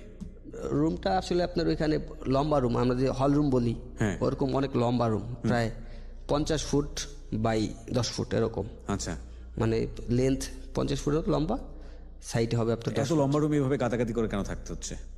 লোক তো বেশি, এক একটা রুমের মধ্যে আপনার 600-700 লোক। সবাই কিভাবে ঘুমাইতে পারে নাকি বসে থাকে? না, যা ওইখানে ব্যাপারটা হচ্ছে সবাই তো আর ঘুমাইতে পারে না, অনেকে তো বসেই থাকে, বসে ঘুমায়। আর এর মধ্যে ব্যাপারটা হচ্ছে আপনার 10 ফুটের মধ্যে 3টা লাইন থাকে, লেন থাকে আর কি। এই পাশে যাদের 3 মাস হয় ওনাদের একটা সিট দেয়, মানে 3 মাস যদি হয়ে যায় তারপর একটা সিট দেয় একা থাকার জন্য আর কি। আচ্ছা, এই পাশে ছোট একটা মানে সিঙ্গেল লোক যেভাবে থাকে আর কি, নর্মালি আমরা বাইরে যেরকম থাকি ওরকম একটু ছোট আর কি, যা ওইখানে মোটামুটি থাকা যায়। তো ওরকম আর যারা নতুন যায় ওদের ক্ষেত্রে মাঝখানে 2 পাশে সিঙ্গেল লোক, মাঝখানে আপনার ওই যারা নতুন যায় গো দেখা গেছে যে অনেক চাপাচাপি করে অনেকে উইঠা বৈশা থাকে, দেখতে হয়। আপনি কি করলেন? তো আমি প্রথম যেদিন গেলাম তো ওদিন তো খুব কষ্ট হয়েছে যেদিন প্রথম গেলাম। তো পরের দিন আবার ওইখানের আপনার ওই জেলের মধ্যে থাকে, রাইটার থাকে যারা লিখে আর কি প্রত্যেকটা আসামি, বা ওইখানে যে আপনার কি বলে পর্যবেক্ষণ করে যে, তো উনি আমাদের মতো এরকম, আমরা তো যাদের সাজা হয়ে যায় আর কি, তো কোর্ট থেকে যাদের সাজা দিয়ে দেয়, যারা কয়েদি বলি আর কি, যেটা ওনাদের আলাদা পোশাক। আর আমরা যেটা নতুন যাই বা ওটা তো আপনার হাজতি বলে আর কি, কোন সাজাটা জানা, আমরা খাটতেছি মানে মামলার সাজা হয় নাই, জামিনে বের হইতে পারি এরকম। তো এখানে আমাদের এই এলাকার বড় ভাই ছিল, তো ওনার সাথে পরিচয় হয়েছে। উনি আবার এখানকার রাইটার ছিল, মানে কার কি সিট দিবে না দিবে ওনার হাতে সব কিছু। যাক, ওনারে টাকা দিয়ে 1000 টাকা দিয়ে তারপর একটা সিট নিছি আমি। সিট নিয়ে তো ওইখানে টাকা চলে না জেলের মধ্যে, আপনার ভাইয়ের থেকে আপনার খাবার টাবার পাঠায়, সিগারেট পাঠায়, ওই সিগারেটের দর অনুযায়ী সিগারেটের প্যাকেট দিলে ওই হিসাবে টাকা হিসাব করে সিট দেয়। তো যাক, ওইখানে আমি একদিন যাওয়ার পরে সিট নিছি, কিন্তু এছাড়া যারা ছিল অনেক কষ্ট ছিল। তো আমার ফ্যামিলির টাকা দিয়ে গেছে দেখা সম্ভব হয়েছে, যাদের টাকা দিয়ে যায় না তাদের তো অনেক অসম্ভব। তো খাবার অনেক সমস্যা, তখন ফ্যামিলির তো আসলে আমার এরকম অ্যাবিলিটি ছিল না যে আইসা টাকা দিয়ে যাইবো তারপর আমি খাবো বাইরের খাবার, এরকম তো সম্ভব ছিল না। উল্টা আমার ফ্যামিলি দিতে পারতাম না বিধায় কিন্তু আমার এই কাজগুলো করা হয়েছে। রাইট। তো এখন এর সম্ভব না, তাই যাই হোক আমার বোনের হাজব্যান্ড মোটামুটি ওনার টাকা পয়সা যা ছিল উনি সহযোগিতা, উনি তার কন্টিনিউয়াসলি সহযোগিতা করবো না প্রথম যাই হোক। তো পরে সিট একটা নিয়ে দেখা যায় ওইখানে খাবার টাবার খুব সমস্যা হয়। তো তখন সিগারেটও তো খাইতাম, তো সিগারেটও ওইখানে ভিতরে হাতে নিতে হইতো বা বাইরে। তো দেখা গেছে ওইখানে ব্যাপারটা হয়েছে কি, একটা ফ্যামিলির মতো এখানে ব্যাপারটা হয়েছে এরকম যে 5-7 জন মিলা একটা সংসার বলে ওই ভিতরে, 5-7 জন মিলা। তো দেখা গেছে আমার যদি খাবার দেওয়া যায় কেউ, তো আমরা 5-6 জন মিলামিশা খাবো আর কি। তো আরেকজনের যদি খাবার দেওয়া যায় এরকম। তো এর মধ্যে দেখা গেছে যে ওইখানে যার বাইরেতে খাবার আসে না, তো হ্যার পরিশ্রম কাজগুলো হ্যার করতে হয়, মানে যার বাইরেতে খাবার আসে না, তো প্রতি সপ্তাহে কিন্তু বাইরেতে খাবার দেওয়া যায় প্রত্যেকটা লোককে, যার ফ্যামিলি আছে বা টাকা আছে। তো তখন যার খাবার আসে না হ্যার কাজগুলো করতে হয়, গুড় অথবা ডাল দেয়। আর দুপুরবেলা আপনার সবজি ভাত, এরকম ভাত পাওয়া যায় মোটামুটি, অনেক ভাত পাওয়া যায়, কিন্তু সবজি ফিক্সড তার মধ্যে তো খাওয়াই যায় না। কেন? ওই যে বললাম যে গন্ধ বা ওই মেডিসিন দেয়, এই জন্য খাওয়া যায় না। আর ওগুলা আর রাত্রেবেলা তো সপ্তাহে 2 দিন মাছ দিব, আর এছাড়া তো সবজি আছে। রাত্রেবেলা কি দেয়? মাছ 2 দিন মাছ দেয়, সপ্তাহে 2 দিন। আর এছাড়া একটু সবজি। আর সপ্তাহে 1 দিন কথা আছে, মানে আপনার জেলের যে নিয়ম অনুযায়ী সপ্তাহে 1 দিন গোশ দিতে হবে, কিন্তু ওরা 2 সপ্তাহ 3 সপ্তাহ পরেও দেয়, কিন্তু 1 পিস, মানে আঙ্গুলে যে করা পরিমাণ, আঙ্গুলে যে একটা করা থাকে, মেডিসিন মিক্স করা থাকে। হ্যাঁ, এগুলোর মধ্যে মেডিসিন সব কিছুতেই মেডিসিন মিক্স করা, মেডিসিন ছাড়া কোনো খাবারই নেই ওদের এখানে, মেডিসিন দেয় মিক্স টিক্স করে খাবার দেয়। ওই খাবার দিয়েই যে কোনো মতো চলে। তো বাইরেতে তো ওরকম খাবার বাইরের খাবার পাঠান যায় না, শুধু আপনার আমরা শুকনা খাবার যেটা বলি আর কি, বিস্কুট টিস্কুট। তাও ওই জেলের ওইখানে দোকান আছে, ওই দোকান থেকে কিনে বাইরেতে পাঠান যাব না, কারণ বাইরেতে পাঠালে অনেক নেশা জাতীয় দ্রব্য ঢুকে ভিতরে, এই জন্য বাইরেতে পাঠানো যায় না, আর অনেক চেক করে ঢোকায়। আর শুধু বিশেষ কিছু দিন, যেমন ঈদ, 2টা ঈদ, আপনার শবে বরাত, শবে কদর বা 16 ডিসেম্বর, আমাদের বা রাষ্ট্রীয় যেই কিছু বিশেষ দিনগুলো আছে বা ইসলামিক দিক দিয়ে বিশেষ দিন, ওই দিনগুলোতে বাইরেতে খাবার ঢুকতে দেয় আর কি, বাসাতে খাবার রান্না করে নিয়ে যাবো ওরকম ঢুকতে দেয়। এছাড়া জি। তো আপনার খাবার আসতো না, আপনি কিভাবে কি করতেন? আমার ওই যে খাবার আসতো না, আমি অল্প কয়েকদিন একটু কাজ করে দিচ্ছি ওদের। তারপর ওই যে বললাম আমাদের বড় ভাই, যার মাধ্যমে 1000 টাকা দিয়া করছে, তো ওনার সাথে মীমাংসা মানে ওনার সাথে একটু এলাকায় যেহেতু থাকছে, একটা পরিচিত একটা ছিল, তো ওইখানে তেমন একটা কাজ করতে হইতো না। আর দেখা গেছে যে একটা লোক ওইখানে 3 মাস হয়ে গেলে, 3 মাস হওয়ার পর তারপর একটু পুরান হয়ে গেলে তখন তার এমনি খাবার টাকা না এলেও সমস্যা নাই, বাকি মানে প্রতিদিন তো লোক আসতে আসে, তো একজন করে নেয়। তো নতুন লোক যারা কাজ করায় ওদের নিয়ে কাজ করায়, দেখা যাচ্ছে একটা লোকের যখন 3 মাস হয়ে যায় তখন ওইখানে সে পুরান হয়ে যায়, তখন তার ওই কাজ করার একটা থাকে না। যদি খাবার নাও আসে তারপর কাজ করার দরকার পড়ে না, তখন তার কাজ অন্য কেউ করে দিবে আর কি। ও হয় না যে ওইখানে কাস্টুরি বলি আর কি, যেটা কাস্টুরি। তো ওইখানে তোর কাস্টুরি যদি 3 মাস হয় তাহলে তো সিট দেয়, আর আমরা তো কিনাতে যে কোনো টাইমে নেওয়া যায়। আর 3 মাস হওয়ার পর যে যতদিন ওইখানে কাস্টুরি হইব তার পাওয়ার তত বেশি। জি, মানে ওইখানে যদি আমার 5 বছর কাস্টুরি থাকে, তো এখানে আমি পাওয়ারফুল, এরকম ওইটার ভিতরে এরকম চলে। তো আপনার তো দেড় মাস 2 মাস পর কোর্টে নেওয়া যায়, কোর্টে উঠায়, তো জামিন চাওয়া হলে জামিন দেয় না। তো প্রায় 14 মাস পরে তো হাইকোর্টের থেকে জামিন হয়েছে আমার। তো জামিন হইয়া তো বের হইলাম। বের হওয়ার পরে ততদিনও আপনি স্বীকারোক্তি দেননি? না ওই 14 মাসেও আপনি কোনো স্বীকারোক্তি দেন? না, জেলের মধ্যে কোনো মারধর করে না। যদি তার মানে আপনি পুলিশের কাছেও এখন পর্যন্ত স্বীকার করেননি যে এই কাজটা আপনি করেছেন? না। সেই অর্থে আপনি আজকে প্রথম সিক্রেটস অনুষ্ঠানে আপনি প্রথম স্বীকারোক্তি দিলেন যে হ্যাঁ আপনি কাজটা করেছিলেন। হ্যাঁ, এটা যে আপনার জন্য অনেক বড় বিপদ ডেকে নিয়ে আসতে পারে এটা জেনেও আপনি এটা করেছেন। হ্যাঁ, এটা কারণ একটা আসলে গণমাধ্যমে স্বীকারোক্তি দেওয়া এটা এখন আমি যতদূর জানি যে এটা এখনো মামলাধীন অবস্থায় রয়েছে। মামলাধীন অবস্থায় এটা এই মামলা এখন পর্যন্ত চলছে, তো সেটার পরেও কেন আপনি এই স্বীকারোক্তিটা দিলেন? কারণ স্বীকারোক্তিটা দিলাম এই জন্য যে আসলে আমি তো অপরাধ করছি, আর প্রত্যেকটা অপরাধের শাস্তি অবশ্যই তার পাওয়া উচিত। এটা এখন আমি এই দুনিয়াতে না পাই, আখিরাতে অবশ্যই আমার পাইতে হইব। তো এই জন্য চিন্তা করলাম যদি শাস্তি হয়েও যায় আমার, হোক, কারণ আমি অপরাধ করছি, অপরাধের শাস্তি তো অবশ্যই পাইতে হইব, এটা তো দিতেই হইব। এখন আমি বললাম না যে দুনিয়া না পাই, আখিরাতে অবশ্যই আল্লাহ দিব আমারে, তো দুনিয়াতেই পাওয়া যাই। আর এছাড়া শাস্তি মোটামুটি অনেকটাই পাইছি, 14 মাস যেহেতু জেল খাটছি আমি। এখানে আমি যে ক্রাইমগুলো করছি, যাতে এই ক্রাইমগুলো অন্য কেউ না করে, এই জন্যে মানুষ যাতে সচেতন হয় এই কাজগুলো করলে যে কি বিপদে পড়তে হয় বা কতটা কষ্টে থাকতে হয়, এগুলো আসলে আমি মানুষের কাছে জানাইলাম যাতে ওনারা এই কাজটা ভবিষ্যতে না করে, এই জন্যই এই কাজগুলা। ওকে, তো আমি যেটা বুঝি যে আপনার জীবনটা এখনো ঝুলন্ত অবস্থায় আছে, মামলা জটিলতার মধ্য দিয়ে যাচ্ছেন আপনি। এটা কবে নাগাদ কিভাবে সমাধান হবে আপনি সেটা জানেন না। জানি না। এবং আপনি এখানে সিক্রেটস অনুষ্ঠানের আজকে প্রথম অতিথি, প্রথম পর্ব। সেখানে আজকে আপনি নিজের জীবনের অন্যতম একটা সিক্রেট আপনি আজকে লাখ লাখ মানুষের সামনে কনফেস করলেন, এবং সেটার পেছনে উদ্দেশ্য ছিল একটাই, যাতে আপনার মতো করে এরকম কোনো গোপন সত্য কারো জীবনে যাতে না আসে, এবং এটা থেকে আসলে যে পার পাওয়া যায় না। আমি একটা ছোট্ট জিনিস আপনাকে বলি, যেই ফ্যামিলির জন্য প্রথম পর্যায়ে তো একটা মেয়ের সাথে রাগ করে আপনি এই পথে আসলেন, চুরি করলেন, ছিনতাই করলেন, ডাকাতি করলেন, যাই করেন না কেন, পরবর্তীতে এটা আপনার প্রয়োজন ছিল শুধুমাত্র আপনার ফ্যামিলিকে সেভ করার জন্য। তার বাসা ভাড়া দিতে হবে, এই টাকা কিয়ামত হয়ে গেলেও আপনাকে দিতে হবে। যেই 14 মাস আপনি জেলে ছিলেন সেখানে তো 14 পয়সাও আপনি বাড়িতে পাঠাতে পারেননি। হ্যাঁ, আপনার মা কি বেঁচে ছিল না? হ্যাঁ, আমার মা বেঁচে ছিল। দ্যাট ইজ মাই কোয়েশ্চেন, প্রিয় শ্রোতা, যে ওর যে ফিলটা ছিল যে কিয়ামত হয়ে গেলেও আমার বাড়িতে টাকা পাঠাতে হবে, কিয়ামত তো হয়েছে, তার চেয়েও বড় কিছু হয়েছে ওর জীবনে, যে ও 4টা পয়সা বাড়িতে পাঠাতে পারেনি, এবং ওর মার সবচেয়ে কাছের মানুষ ছিল ও, সেই মানুষটা জেলে কখন বের হবে, কিভাবে বের হবে ওর মা জানে না। একটা হচ্ছে যে মাকে পয়সা পাঠাতে পারছে না, সেটা তো একটা কষ্ট আছেই, কিন্তু মা তার সন্তানকে জেলের মধ্যে রেখে বাইরে আছে, তাহলে মার জন্য ফিলটা কি হতে পারে, মানে ভয়াবহতম অবস্থা। তারপরেও তো আপনার মাটা বেঁচে ছিল, তাহলে আপনার ধারণাটা ভুল প্রমাণিত হলো যে না, আসলে এই মানে বেঁচে থাকার জন্য আসলে অন্যায় পথে 1 পয়সা রোজগার করার প্রয়োজন নাই। এই 14 মাস কিভাবে আপনার মা চলেছে? হ্যাঁ, এইটাই, মানে যে আমি তো তখন যে কাজগুলো করছি হয়তো চিন্তা করছি যে বাসায় টাকা দিতেই হবে, রাইট, কিন্তু এখন তো এই টাকা মানে মানে উল্টা পথে যেটা বলে ক্রাইম পথে যে টাকা বা অনৈতিকভাবে টাকা ইনকাম করা, যে ফ্যামিলি চালাইতে হইব, যে ওরকম না করলে যে আল্লাহ চালায় না, এটার আসলে প্রমাণ তো মিলেই গেল। তারপরেও যা করছি জীবনের তো অবশ্যই ভুল করছি, তার এখানে আসার কারণ তো এইটাই, যে আমার মতো ভুল আর কেউ না করে। এই সময় মা কিভাবে চলতো?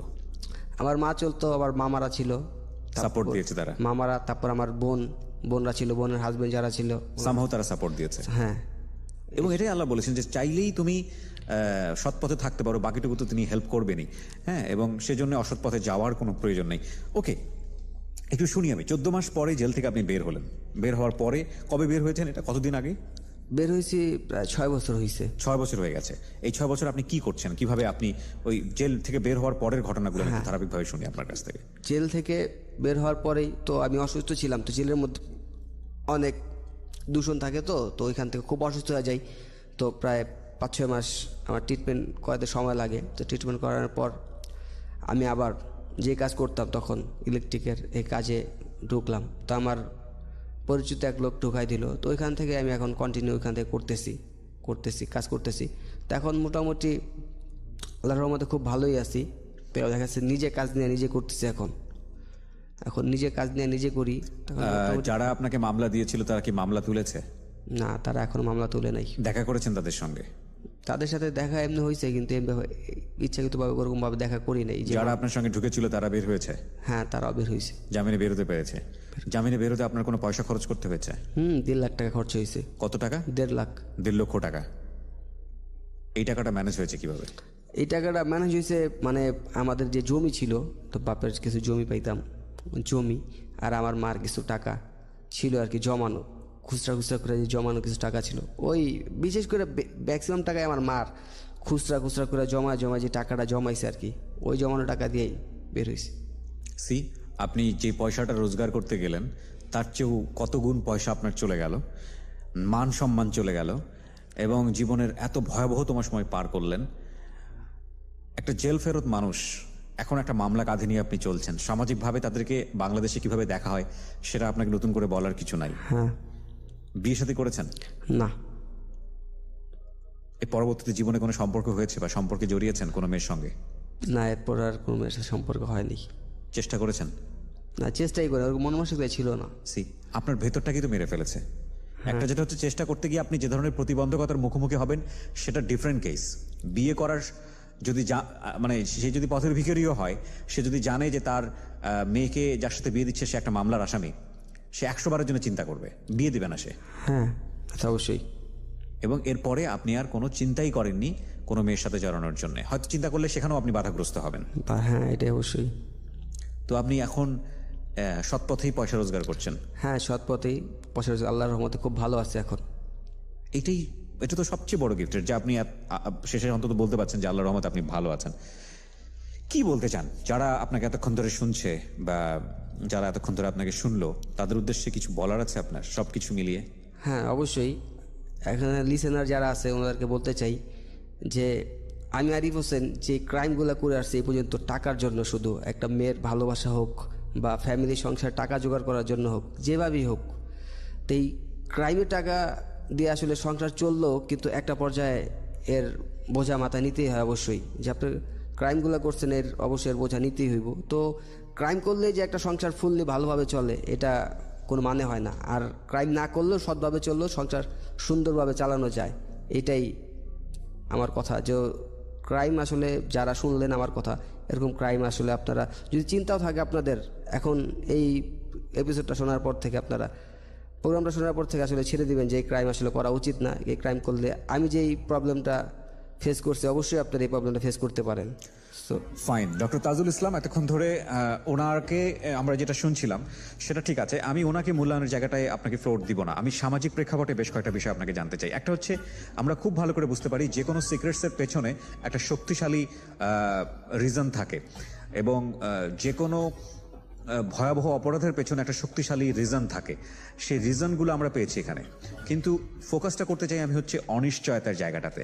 দেখুন, এই ছেলেটা অপরাধ করে পয়সা রোজগার করে তার মাকে দিত, তার ফ্যামিলিকে কন্ট্রিবিউট করত, এবং একই সাথে এই ছেলেটার অপরাধের দিকে ঝুঁকে যাওয়ার পেছনের কারণটাও হচ্ছে এই অর্থই। কারণ সে মনে করেছে জীবনের একটা পর্যায়ে যে অর্থ থাকলে একটা মেয়ের মন পাওয়া যায়, সুতরাং আমাকে যেভাবেই হোক না কেন অর্থ রোজগার করতে হবে। এই দুটো জায়গার ব্যালেন্স কিভাবে করা সম্ভব? এবং এই যে দুটো ঘটনা, এই দুটো ঘটনা কিন্তু আমাদের প্রত্যেকের জীবনেই খুব কমন। আমরা যে এত কাজ করি, এত পরিশ্রম করি, এই তো পয়সা রোজগার করার জন্য, আমাদের ফ্যামিলিকে হ্যাপি করার জন্য, এবং সেখানে বিভিন্ন লেভেলের দুর্নীতি হয়। এবং একই সাথে ও যে ঘটনার মুখোমুখি হয়ে পয়সার প্রতি লোভের পড়ে গিয়েছে বা পয়সার দিকে অন্যভাবে মোটিভেট হয়েছে, সেরকম ঘটনাও আমাদের প্রাত্যহিক জীবনে ঘটে। তো এই রকম ঘটনা ঘটলে সেখান থেকে নিজেকে নিজে ভালো পথে মোটিভেশন করা কিংবা মোটিভেট করে ভালো রাখা, এটা কিভাবে সম্ভব? কোনো টেকনিক আপনার জানা আছে কিনা? জি, এটাও একটা গুরুত্বপূর্ণ। আমাদের এই সমাজে আমরা যতটুকু দুর্নীতি দেখতেছি, ঘুষ বলেন বা সকল রকমের দুর্নীতি যেগুলো আছে, তার পিছনে প্রধান কারণ হচ্ছে যে টাকা উপার্জন করবো, সেই টাকা দিয়ে সংসার চালাবো, আরো খুবই নামি দামি এবং ভালোভাবে মানে সবার দাবি পূরণ করবো। স্ত্রীর অনেক চাহিদা আছে, ছেলে মেয়ের অনেক চাহিদা আছে, বড় গাড়ি থাকবে, এটা করবো সেটা করবো। আর এখানে আজকের আরিফের ব্যাপারটা হয়তো ওই পর্যায়ে নেন না। সে হয়তো দরিদ্র মানুষ, তারও পরিবারকে হয়তো তাকে ভরণ পোষণের জন্য দায়িত্ব নিতে হয়েছে। আচ্ছা, আরিফের মতন দরিদ্রদের যেমন সংসারের দায়িত্ব নিতে হয়, কিন্তু আবার আরো অনেকেরই আছে তারা দায়িত্ব নেয়, দায়িত্বের উপরেও তারা ওই অনেক বিলাস বেসন অনেক কথা, অর্থাৎ সংসার করার জন্য তাদের দায়িত্ব বোধের কারণে, তাদের মতে আর কি, দায়িত্ববোধের কারণে তাদের টাকা দরকার। অর্থাৎ টাকা করতে হলে তাদেরকে যে উপায় তা করা দরকার, তা ঘুষ হোক, খুন ডাকাতি হোক অথবা কিডন্যাপ হোক, তারা করে। এই যে কাজগুলি করে, এখানে দুইটা দায়িত্ব আছে। যারা করে তাদের একটা দায়িত্ব, এবং যারা নেয় তাদেরও দায়িত্ব আছে। যারা নেয় তাদেরও বুঝতে হবে যে আমার স্বামী বা আমার বাবা কিভাবে উপার্জন করে, সে কি ঘুষ খেয়ে উপার্জন করে বা খারাপ পথে এনে আমাদেরকে এটা দেয়, তাদের সেই দাবিটা কমাইতে হবে, 1 নম্বর। আর 2 নম্বর হচ্ছে মনে রাখতে হবে যারা এই পাপ কাজটা করতেছেন তাদের মনে রাখতে হবে যাদের জন্য আমি এই যে অপকর্ম করতেছি, কাল হাসরের দিনে কিন্তু দায় থাকবো আমি, তারা কিন্তু উপভোগ করে গেল আর এর পাপের জন্য শাস্তি ভোগ করতে হবে আমাকে। 1, 2 নম্বর 3 নম্বর হচ্ছে যে এই জগতেও যদি কোনো দায় দায়িত্ব নিতে হয় অথবা ধরা পড়া যায়, যেমন আরিফের ক্ষেত্রে হলো তাকে জেলে যেতে হলো, এমনকি সে তো মারাও যেতে পারতো অথবা অন্যান্য ভাবে ইয়া হতে পারতো। অর্থাৎ এই জগতেও যদি তার কোনো বিপদ হয় সেটাও তাকেই কিন্তু মোকাবেলা করতে হবে, এটার জন্য সেই দায়ী থাকবে। অতএব এই তথাকথিত দায়িত্ব, এটা কি দায়িত্ব আমি বলবো না, এটা একটা ভুল পারসেপশন ধারণা যে আমি মানে যেভাবে হোক টাকা উপার্জন করে সংসার চালাবো এবং সবার মানে সন্তুষ্টি অর্জন করব বা চাহিদা পূরণ করব, কোনোভাবেই এটা নৈতিক দিক থেকে সম্মত নয়।